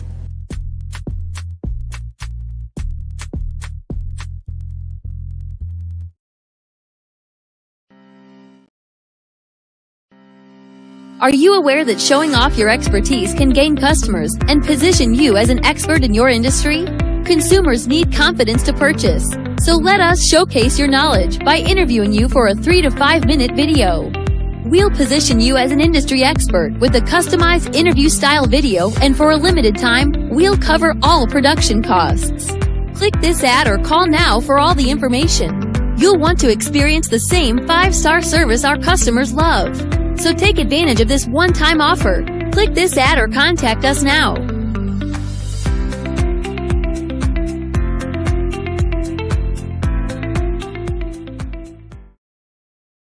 I'd like you to imagine with me, if you will, opening an app where you can collaborate with like-minded individuals from around the world, get inspiration and in-app tools to launch and grow your business, as well as share your knowledge and earn compensation, all in one app. Well, the name of that app is Truso, short for Truly Social. Hi, I'm Matthew Newman, the founder and CEO of Truso. A new concept in social media, Truso is designed from the ground up to be a platform that's both social and empowering for all its users. How exactly do we do that? I'm glad you asked. First, Truso brings the world together via video. Psychologists assert that video provides a significantly more effective connection than audio only. When you enter a community on Truso, you're face to face. Second, on Truso, you don't have to have 1 million followers to monetize. Our business model allows all hosts and moderators to monetize, no matter the size of your following, by 1, producing fee-based content, and 2, inviting others to join the platform as subscribers. Even more, Truso has an in-app resource library with over 100 free resources, forms, and documents to help you build your brand and grow your business. Third, Truso is inclusive. The deaf and hard of hearing communities make up 360 million people worldwide. Unlike audio-only apps, Truso embraces this community, providing a networking platform that allows them to participate via video and closed captioning. We even have a deaf and hard of hearing foundation in the works as well. Fourth, Truso is both social and safe. We refer to Truso as a virtual extension of the beauty shop, barbershop, and brainchild of the community. A place where there's laughter, along with wisdom, growth-oriented conversation, and genuine connections in a safe space. Truso even has proprietary security to ensure we maintain a safe environment for everyone. Where are we at now? Truso is live, y'all. We've launched in beta and we're acquiring users daily. We have an incredible development and marketing team, plus amazing celebrity influencers at the table, helping us spread the word around the globe, beginning within the African diaspora and beyond by creating a safe space for growth, connection, and collaboration. We're truly excited about Truso. We've created something special for which there is a global market. And we invite you to embark on this journey with us as a shareholder. The future for Truso is truly bright. Join us and let's go there together.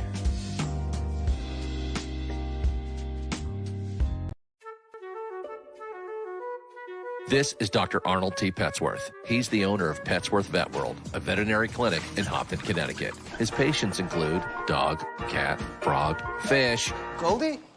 dog, and this alpaca. Due to doctor-patient confidentiality, we can't tell you their names. Business at Vet World was steady, and then quarantine hit. Neighbors brought new four-legged friends into their homes. Bunnies.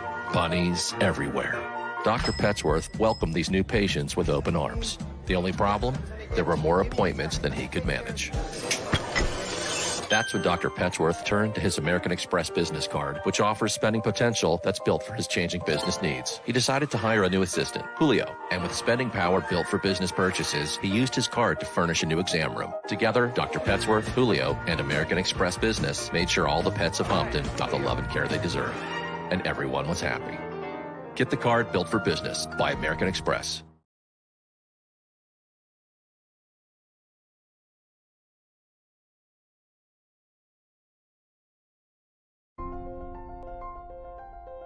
What if you could build your own city? A place where every child can find nurturing people to help them achieve their full potential. A place where every adult can access job training support. Where health education is abundant. Where social justice ruled the land. A place without limitations. Welcome. You have arrived at STEM City, USA. It is what every city should be. A safe and trusted community where you find people and resources to help you become everything you are and beyond. STEM City is unlike anything you have ever experienced. It is a digital twin of the world around you, only better.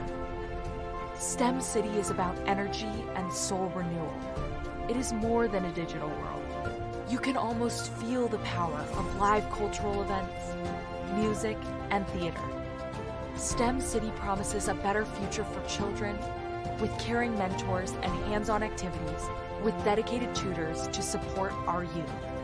STEM City is your passport to a healthy lifestyle with weekly events addressing our community's many issues.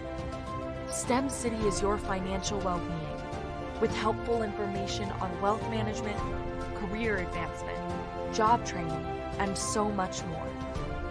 STEM City is the community you deserve. It is the city where your dreams can come true.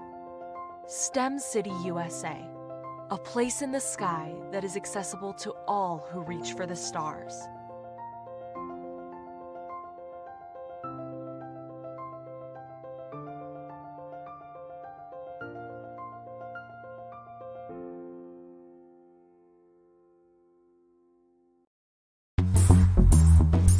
Attention all entrepreneurs and companies. Are you looking for reliable and efficient virtual assistants and back office support to help you manage your business tasks? Look no further than Superwoman Business Services.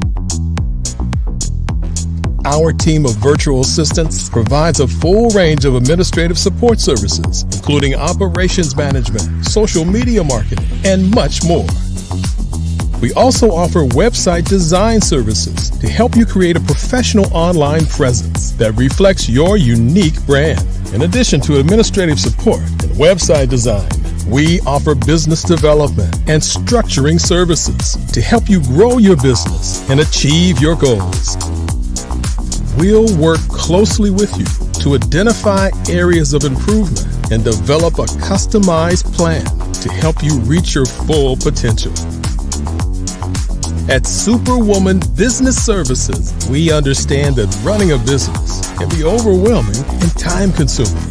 That's why we're here to help you fly high and achieve success. Our virtual assistants are highly skilled, experienced, and dedicated to providing you with the support you need to thrive. Come fly with us and take your business to new heights. Let us help you become the superhero entrepreneur you are meant to be.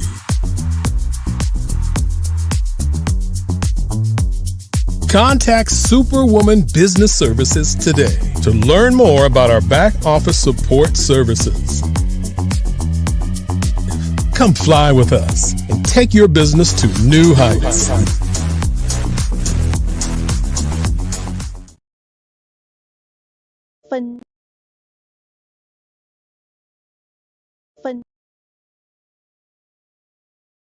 phenomenal Tanya T. Wise, who is here from the great state of Maryland. Tanya, welcome and thank you for being with us today. Can you indulge our audience a little bit and tell them just a little bit more about who you are and what it is that you do? Well, I love being able to talk to people and have a magnetic attitude, being able to just show them. So I always like to say, level up is Coach at Tanya T. Wise here.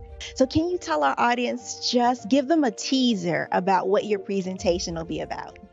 So my philosophy is that we should all be living our dream life. So tomorrow I'm going to talk about how you start living your dream life. What are some of the things that you thought about in your childhood that you just kind of let go and dormant? Wow. And I want to reignite that and just give you some pointers and some tips, some tools, some strategies to be able to start living your best life now. And guess what, Wanda? And leave an inheritance for your legacy. Oh my goodness. Okay, I know that's resonating with a lot of people. I've heard that you have a dynamic coaching program. Can you tell us a little bit more about that? Absolutely. So our coaching program help people that have the lack of time, that lack strategies, and lack the confidence to go after their dream life. So we help them implement tools, we help them implement strategies, as well as give them resources so that they can live their best life now and leave that inheritance. Wow. Oh, I love that. I love the leave the inheritance part. Listen, you are dropping some major nuggets, and I know a lot of what you're saying is resonating with a lot of people, but I think we're all curious, how did you even make this transition into the speaking and coaching arena? What's the story behind this? So I started out in finance, and I realized that a lot of people don't necessarily go after their dream life because of the lack of finances or the education behind finances. But it wasn't until I lost my firstborn, my only son, that life changed for me. And where I was going after it all, living the corporate life, hit my 6-figure income and living in my dream house with my dream man, driving my dream car. I nearly lost it all when I lost my son. And so I realized it only takes one financial catastrophe that can change your entire life. That's what made me start All New Beginnings. Because no matter what's going on in life, there's a new beginning. And because of that, we develop a program called Wise Minded. My little slogan is, don't just dream it, let's live it. If they want to connect with you or work with you, what is the best ways for them to be able to do that? Well, for my social media guru, you can connect with me on every single social media platform as Tanya T. Wise.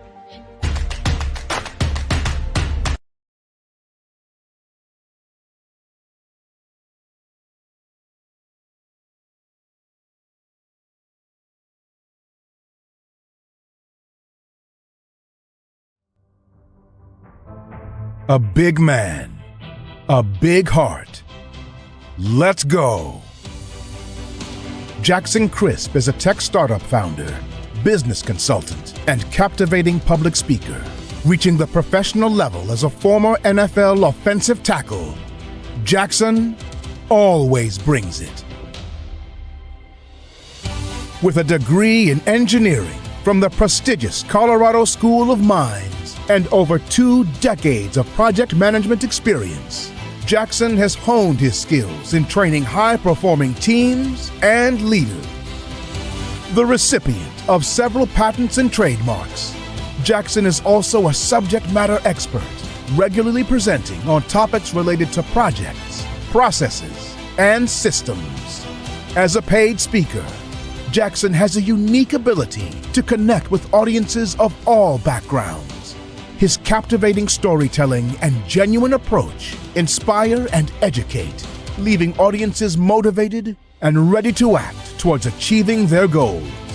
Through customized strategy and implementation sessions, Jackson works closely with clients to meet their business objectives.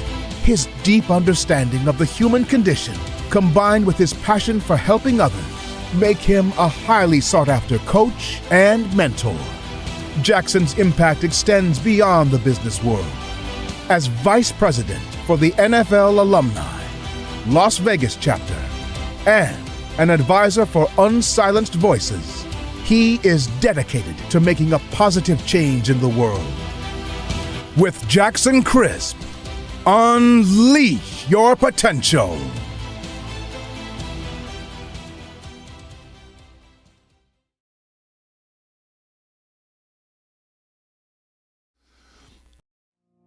Did you know that approximately 333.34 million businesses exist today, according to a report from 2021? And you may be one of those businesses, or maybe you're not in the business market yet, but you're aspiring to be a business owner. Well, guess what? You're in the right place at the right time. Because let's face it, everything is about timing and opportunity. Hi, my name is Dr. Lotus Richey, and I'm the CEO and founder of the Lotus Richey Coaching and Consulting LLC, along with the Lotus Richey Ignite Show. 15 minutes of success with Dr. Lotus Richey, as well as books to boom your business and bring who you are. And today, I want to bring this amazing message to you about the Black Business Network and the Black Business Olympics. See, the Black Business Network and the Black Business Olympics is designed to help people just like you, that's right, that look like me, to take their business to the next level. Not just in your front yard or your backyard, but globally.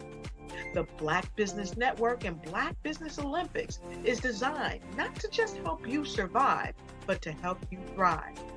So join us today as we come together with businesses all around the world to support our students, our children, our young teens, our young entrepreneurs. What we do is we come together to help raise funds for students who are aspiring to be business entrepreneurs, who are aspiring and who are thriving in college. We endow them with a wonderful opportunity to gain scholarship of either a laptop or several thousands of dollars. And we invite you to help be a contributor to this amazing opportunity to help someone that looks just like you. So join us today at our website and let us connect with you and help you ignite and take flight in every area of your life on the Black Business Network and the Black Business Olympics. I'll see you on the other side.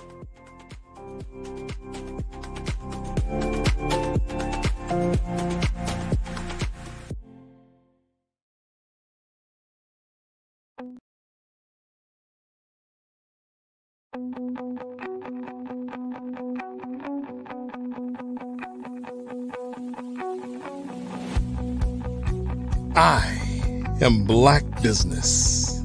From the moment I wake until the time I sleep. Yes, I am Black Business. I am Black Business. Tell me, are you Black Business? I am Black Business. Do you support Black businesses? Listen, I support Black business because I am Black Business. Black Business Expo, one of the largest business showcases in the history of Black business in the world. The world! Sign up today at www.blackbusinessexpousa.com or call 919-308-9090. I am Black Business.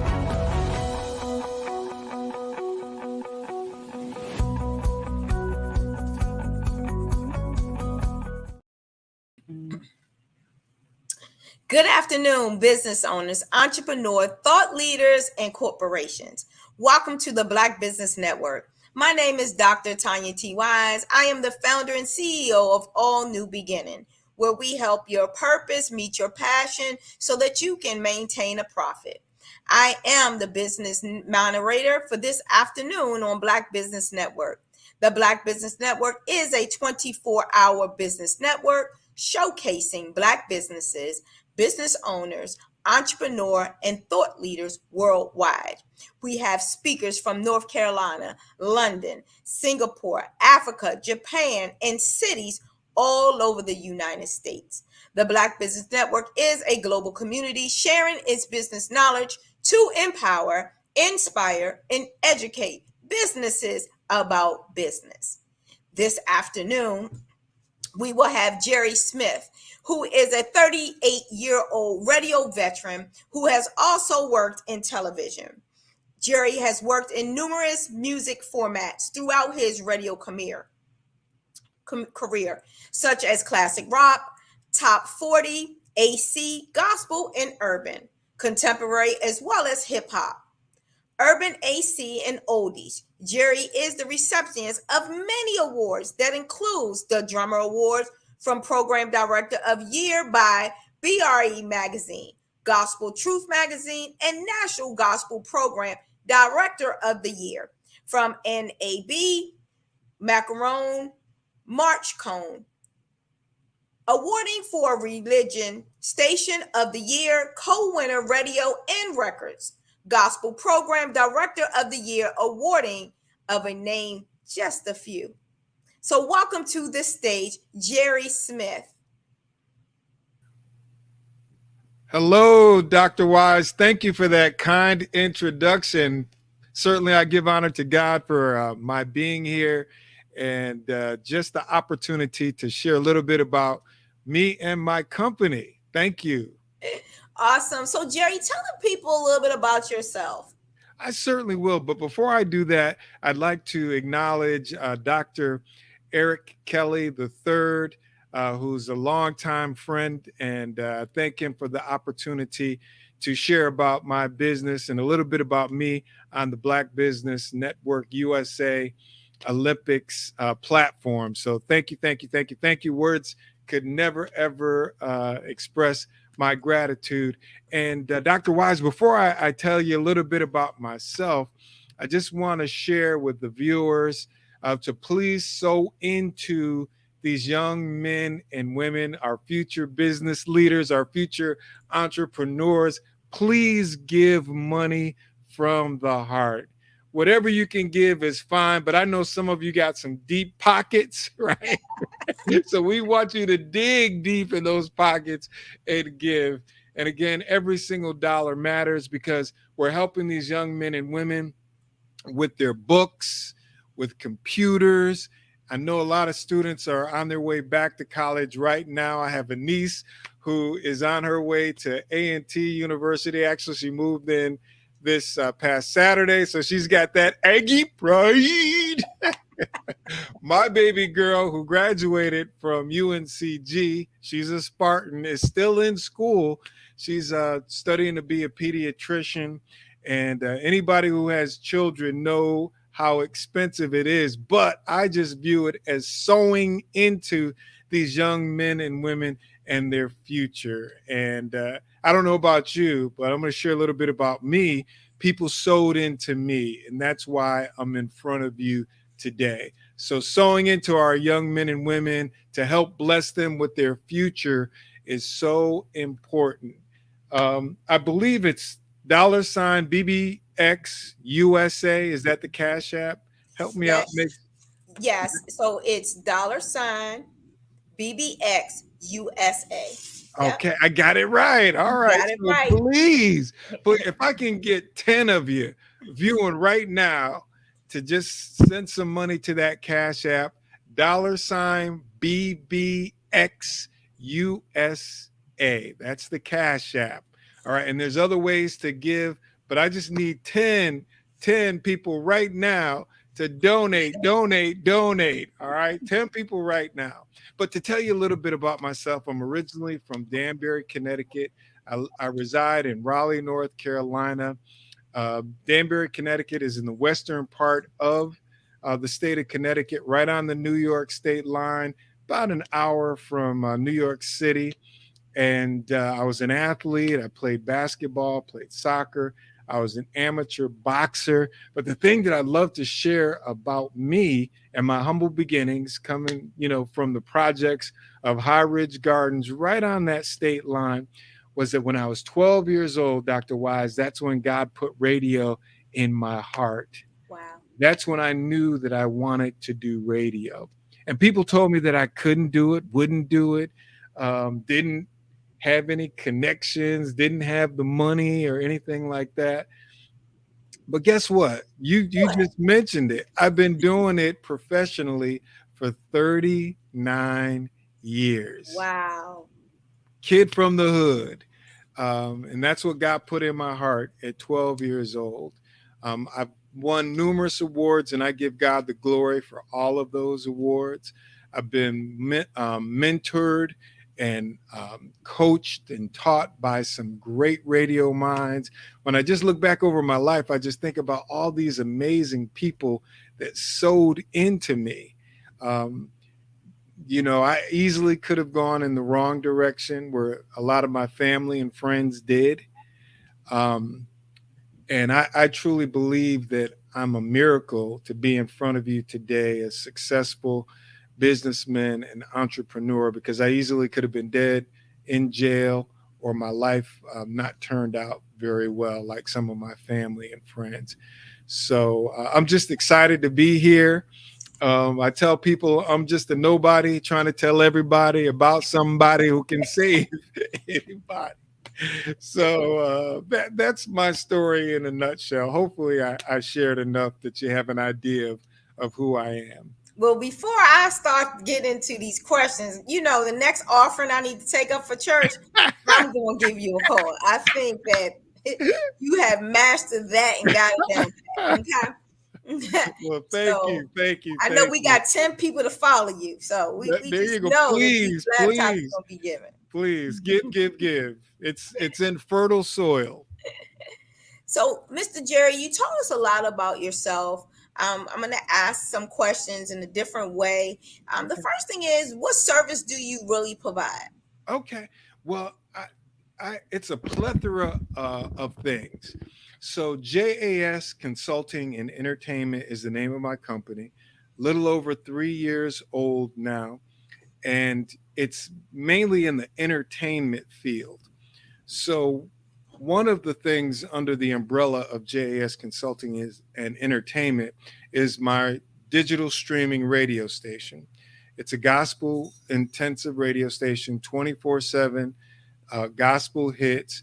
And that is to help small businesses to do some marketing and advertising.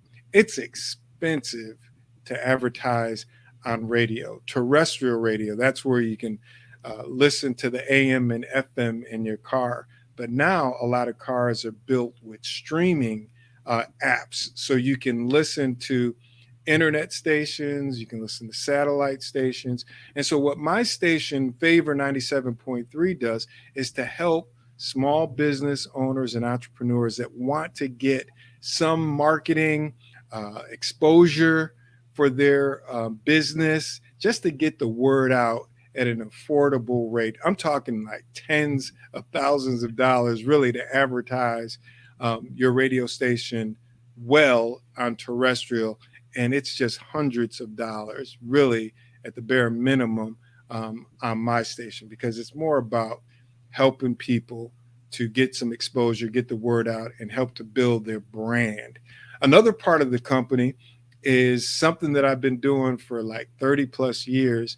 And I didn't charge people, Dr. Wise, at first because it would have been a conflict, but that's consulting artists on the best practices to get radio airplay. It's more to it than just putting something on a CD and sending it to radio. Right. Radio stations are very intentional on everything they play. We make it sound like it's flying by the seat of our pants, and this is the greatest thing since sliced bread, but they're listening for specific elements of your song. One, for the audience that they are catering to. Could be adult females, 25-54. It could be the younger audience, 18 to 34. It could be males, 18-34. So there's all these different age groups that radio intentionally targets. And if the music doesn't fit who they're targeting, they're not going to play it. And a lot of people don't realize that. So I coach people I consult people on best practices to get radio airplay. For example, the quality of the song. That's the first thing that anybody who evaluates music for airplay, a program director or a music director, listens to, is the quality.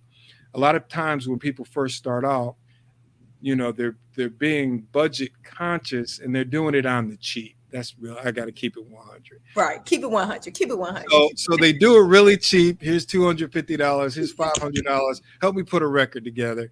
And usually it sounds like a $250 production or a $500 production, where you've got other people who are investing thousands of dollars for the quality of their sound. And a program director or music director has a trained ear for that stuff.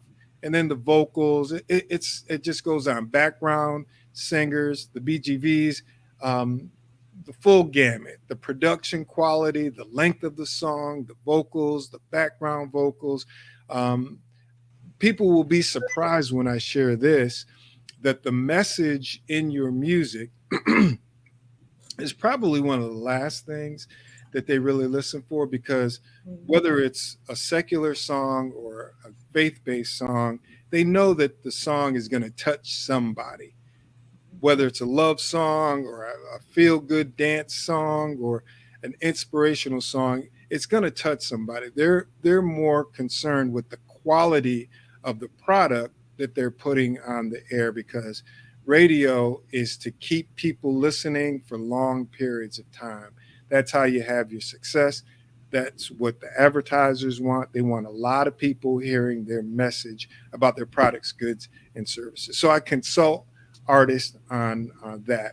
I also help artists to get national airplay. I serve as their record representative. I like to call it an agent, where I'm speaking to radio stations on their behalf to get airplay, get a slot on their playlist.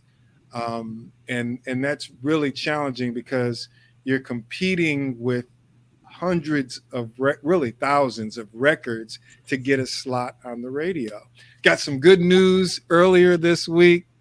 What's the good news? What's the good news, Jerry? One of my clients reached Billboard's top 30. He came in this week at number 29, Mr. Marcus Jordan, his new single, Dance. He was my first number one on the Billboard Gospel National Airplay chart. Now he's got 2 back-to-back top 30 Billboard songs, and it's at number 29 this week. And we're praying that when it's all said and done and the dust settles, that it will be his second and my company's second number one song. Jerry, I needed that info in the intro. Like, I need you to redo the bio. But that's the business strategist in me. Like that, we need to do a whole new intro. Now, we were supposed to lead with that, Jerry. I want to pull and blow off the dust of my spoken word and want to send it over to you, Jerry. Please do. I'm gonna have to do that. They told me it's not what you know, it's who you know, Jerry. And now I'm your sister, because Dr. Kelly. So we will talk about that. Yes. And Dr. Wise, that's absolutely right. It's relationships that has really blessed me, because I've only been doing that part of the business for 3 years, and I've already had 5 Billboard top 30 singles, number 1, number 8, number 15, number 22, and now number 29 and rising. And I got another single right outside of the top 30 at number 32. So when I say my God is good, I'm going to go ahead and just say, because my favorite number is 3 for the Trinity. We're going to go ahead. You didn't say 3, right? I started losing count of the numbers you was giving me. You were just ratting them off like that, Jerry. Yeah, listen, it's something you don't forget. You don't forget. And again, absolutely, God gets the glory. And then I put on special events like clean comedy shows, outdoor music festivals, music workshops, everything that I've done in my radio career, I do now for myself in my own business. Wow. We're so proud of you. Thank you so much for sharing that. So, Jerry, I know you said you started back at 12, 13, but what really got you into this field? Oh, God. Well, as I mentioned, at 12 years old, that's when I knew I wanted to do radio. That was 50 years ago. My barber and I had to, tighten up before I came on your show here. So he and I were talking about, 50 years of hip hop. And I remember in 79 when the Rapper's Delight came out. So we're like, I remember Curtis Blow. Me too. These Are the Breaks. And that was like in 70. Bump it up, bump it up. Yeah, yeah. So I mean, I'm dating myself. I'm dating myself here. I'm just a few years older than you, right? Not supposed to. Okay. So we're trying to figure out where did 50 come from, because we thought it would have started in 79, but it was actually in 73. New York City. I can't think of the guy's name, gosh.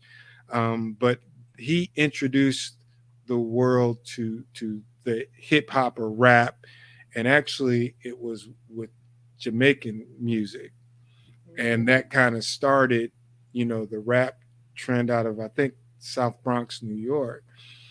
And as I was counting back, I was like 73. That's when I was 12 years. Well, I'm telling my age here, but that's when I know. I was supposed to keep that a secret, but that's when God put it on my heart, and I could see it, just like I'm holding my phone here. I could see it, I could taste it, I could smell it. I knew I was going to do it, and people were telling me I wasn't going to do it and couldn't do it. And then 7 years later, at the age of 19, I was doing it in college on my college radio station. Now, I don't count that as my career, my 39 years. That was before I was getting paid. That was just playing. Okay. So I so you was an intern. You was an intern. Okay. But I just knew I wanted to do it. And at the age of 19, WFCS, Central Connecticut State University, college radio, I was DJ Hollywood. Had never been to Hollywood in all my life. Oh my gosh. But that was just, I don't know. I wanted to be Hollywood. I think the first time I went to Hollywood was about 6 or 7 years ago. But see, you are Hollywood in the soul, not necessarily Hollywood. The state. Right. So, would you say that 19 is when you knew you wanted to be on radio? Because I mean, sometimes we're thrown into a position, but when did you really know? Like, okay, this is my thing. At 12, honestly, I knew at 12 years old that was what I wanted to do. When I was in college at 19, and I started doing it, I was like, this is it. And at first it was a play toy. I was trying to, I knew the girls liked the DJs, and I was real shy, introvert. And I would go down and answer the phones, for one of the other DJs, and all the girls would call up. I want to speak to Daryl the Disco Tizer. That was his name. And I was like, wow, all these ladies want to talk to the DJ. But I started taking it serious, because at first it was like a play toy. I want to send a shout out to my boys in Vance Dorm. I want to send, and it was raggedy radio. You know what I mean? Yeah. So at that age, or at that time, I started listening to the professional DJs, and I started emulating them. And a lot of my classmates would say, man, you're sounding good on the radio. You're getting better every time we hear you. Keep up the good work. And I just knew that I was on to something. And then I got my professional start in 1984 on a radio station called WBZQ. My mother, my late mom, was a preacher. She had a little show, a preaching show for 30 minutes every Wednesday. She overheard the general manager say that he needed some part-time help. And at that time, I left college to move to North Carolina. My mom waited till I graduated high school and went on to college, and she moved my 3 brothers down. My father passed when I was young. I was 9 years old. He was 29 going on 30. So he died about a week before his 30th birthday. And my mom, single parent, raising 4 boys by herself. She felt it would be easier to raise them from where she was from, which is North Carolina. And my dad was from North Carolina. They both moved to Connecticut in their late teens, early 20s. They met up there, didn't know each other in North Carolina, fell in love, got married. But we always had North Carolina ties. And so there were some colleges looking at me for soccer. to play soccer. And so that's what got me into school. I knew my mom couldn't afford to pay for college for me. So as a young man, I tried to get a scholarship, whether it was basketball or soccer. It turned out to be soccer to take that burden off of her. But financially, she needed some help. So I left college after a few years and moved to North Carolina to help her. And she overheard the general manager of the station say he needed some part-time help. She said, my son did it, in college. And she said, playing the blues. She didn't say hip. She didn't say rap music, R&B, disco. She said playing the blues. So he said, well, send him down. I'd like to talk to him. I went down, met him, talked to him. That was in August of '84. And I've been doing it ever since. Wow, Jerry. Mr. McManus, Jim McManus, he's a blessing. He was going to fire me after 2 weeks because I was not doing it the way they trained me. He sat me down and told me basically you can do it our way or it's the highway. And I said, I'll do it your way, sir. I had no bass in my voice because I knew I was doing wrong.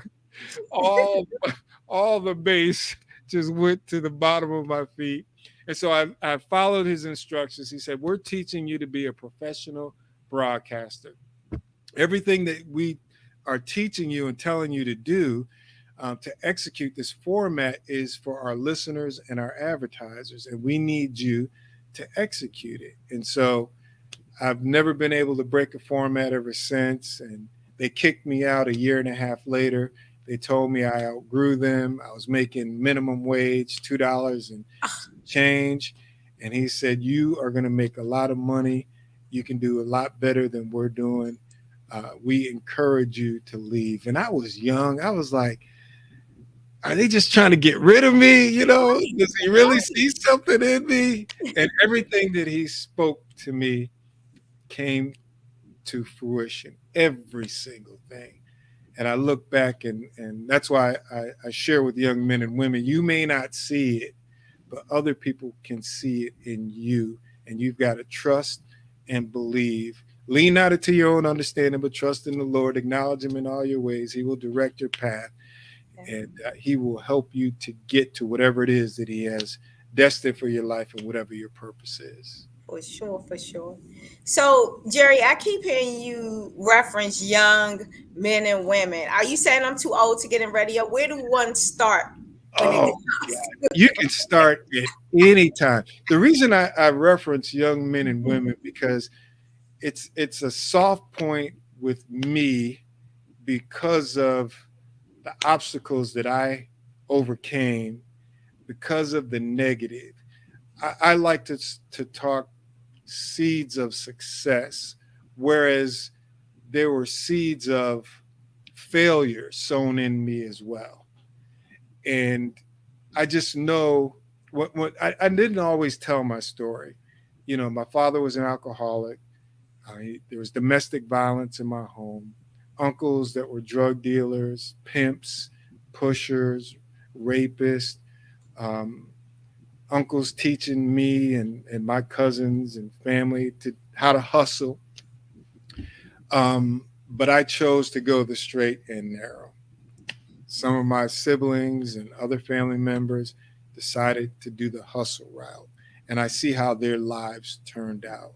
And so God said, listen, I need you to share your story. Because there are some young men out there and young women who I've got great things planned for their life. But just like you, they're being told they can't do this. They're being told they'll never be a doctor. They'll never be a lawyer. They'll never be a teacher, an architect, a scientist, an entrepreneur. But look what I did for you. So I need you to humble yourself and to share your story. And when I talk to young men and women in particular, and I share this with them just to see that look in their eyes. I had some kids who start crying and they hug me and they're like, you get it. You get it. I would like, for example, a young lady told me she was 12 years old. And I said, well, what do you want to be when you grow up? And she said, a lawyer. And I said, well, what's your last name? I can't remember her first name, but she said Jones. And I said, well, Attorney Jones, it is a pleasure to meet you. And I shook her hand and tears started streaming down her eyes. She gave me the biggest hug, like one of those daddy's home, daddy's home, daddy's home hugs. And she was like, you get it. You can see it too. And man, so that's why I want to encourage young men and women that whatever God put on your heart, it's already done. People may not see it because God didn't put it in their heart. God didn't give them that dream, that vision, that desire. So you can't let them discourage you. They're going to try to tell you can't do this, you can't do that, but you know in your heart, like I told you, I could feel it, taste it, smell it. I knew I was going to be doing radio. So it never came as a surprise. It never came as something that I thought I couldn't do. I knew I was going to do it. So I just want to sow that seed into the young men and women. That's why I need you to donate right now. I need 10 more people to do the Cash App, $ BBXUSA right now, and make a donation to sow into these young minds, these young men, these women, our future leaders, our entrepreneurs, people that are going to make us real proud. They need your help right now. So please, 10 people right now, so. You're sowing in the fertile soil. Yes. So my next question, because you talk a lot about inspiring others, so it must be someone in your life that really inspired you. Who helped you get to where you are now, Jerry? You know, when I was young, I think about the people that helped my mom, raising 4 boys, all by herself, trying to keep food on the table, a roof over our head. I can't really, there's only a few people that I can remember their last names. The Lucas family. They would give my mom money. They would give her food to help us. My mother was a very community-oriented people, and the stuff that we outgrew, she would either give to our relatives or less fortunate families. So I come from a family of giving, but also just people that blessed us while growing up. And like I said, there were some people that sowed into me. I'll never forget this young man. He was a college student. I was at a summer camp. His name was Kelly. And Kelly passed away at a young age with a bicycle accident. And at this camp, the summer camp, they would send us out to the suburbs. It was Canterbury School, which was a private school. And they would take these inner city kids for 2 weeks and send us up to this to these suburbs with these rich folks. And Kelly would say to me, he was like, man, you could be anything you want to be. You can do anything you want to do. If you hang around bad people, bad things will happen. If you do bad things are going to happen. You're a smart guy and you can do anything that you want to do. So I think about those people that sowed those seeds of success. Bob Clark, Mr. Burke, just regular people, just common people.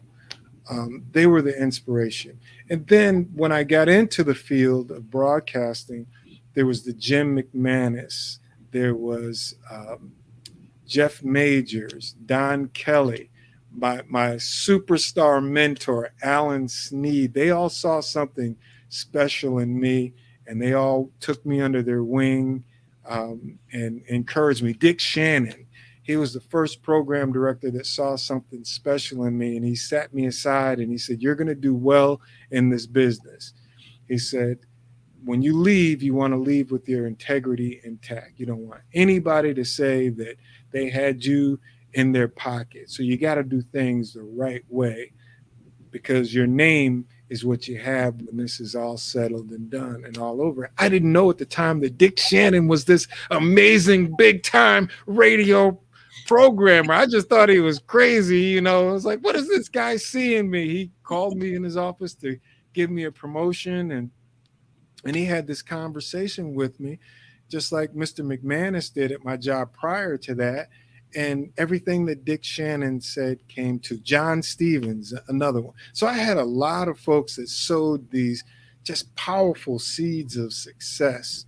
And so everything that I do and I say in regards to the young kids and to inspire them is to pay it forward for all these people that sowed into me. They live in me, all of them. And I want them to live in others, even though these people that I try to encourage, they may not know it, but it's John Stevens, it's Dick Shannon, and so on and so forth, sowing into them to help them, their legacy to live on. Closing, I wanted to ask you one more question. Hopefully we can get this question. It's got to be a short answer. Okay, I'm terrible at short stuff, but I'll keep it short and sweet. What would you say is, well, thank you so much for the Black. Okay. I'm sorry, but before I go, please look me up at jerrysmith03.com. jerrysmith03.com. That's my website, and all the information about me, my products, goods, and services. And also, please, again, make a donation to the young men and women. That's why I'm here. Not so much to talk about me and my business, but to encourage you to sow into these young men and women. Again, BBX USA. Yes, $BBX USA. $BBX USA. And thank you, Dr. Wise. It's been a pleasure talking to you. I look forward to getting your spoken word and just being blessed. Remember it. I'm going to send it. I heard that's how you get in Hollywood. You just send it. So thank you so much. Genius is coming, and I'll see you on the other side. Thank you. God bless you. Did you know that approximately 333.34 million businesses exist today, according to a report from 2021? And you may be one of those businesses, or maybe you're not in the business market yet, but you're aspiring to be a business owner. Well, guess what? You're in the right place at the right time. Because let's face it, everything is about timing and opportunity. Hi, my name is Dr. Lotus Richey, and I'm the CEO and founder of the Lotus Richey Coaching and Consulting LLC, along with the Lotus Richey Ignite Show. 15 minutes of success with Dr. Lotus Richey, as well as books to boom your business and bring who you are.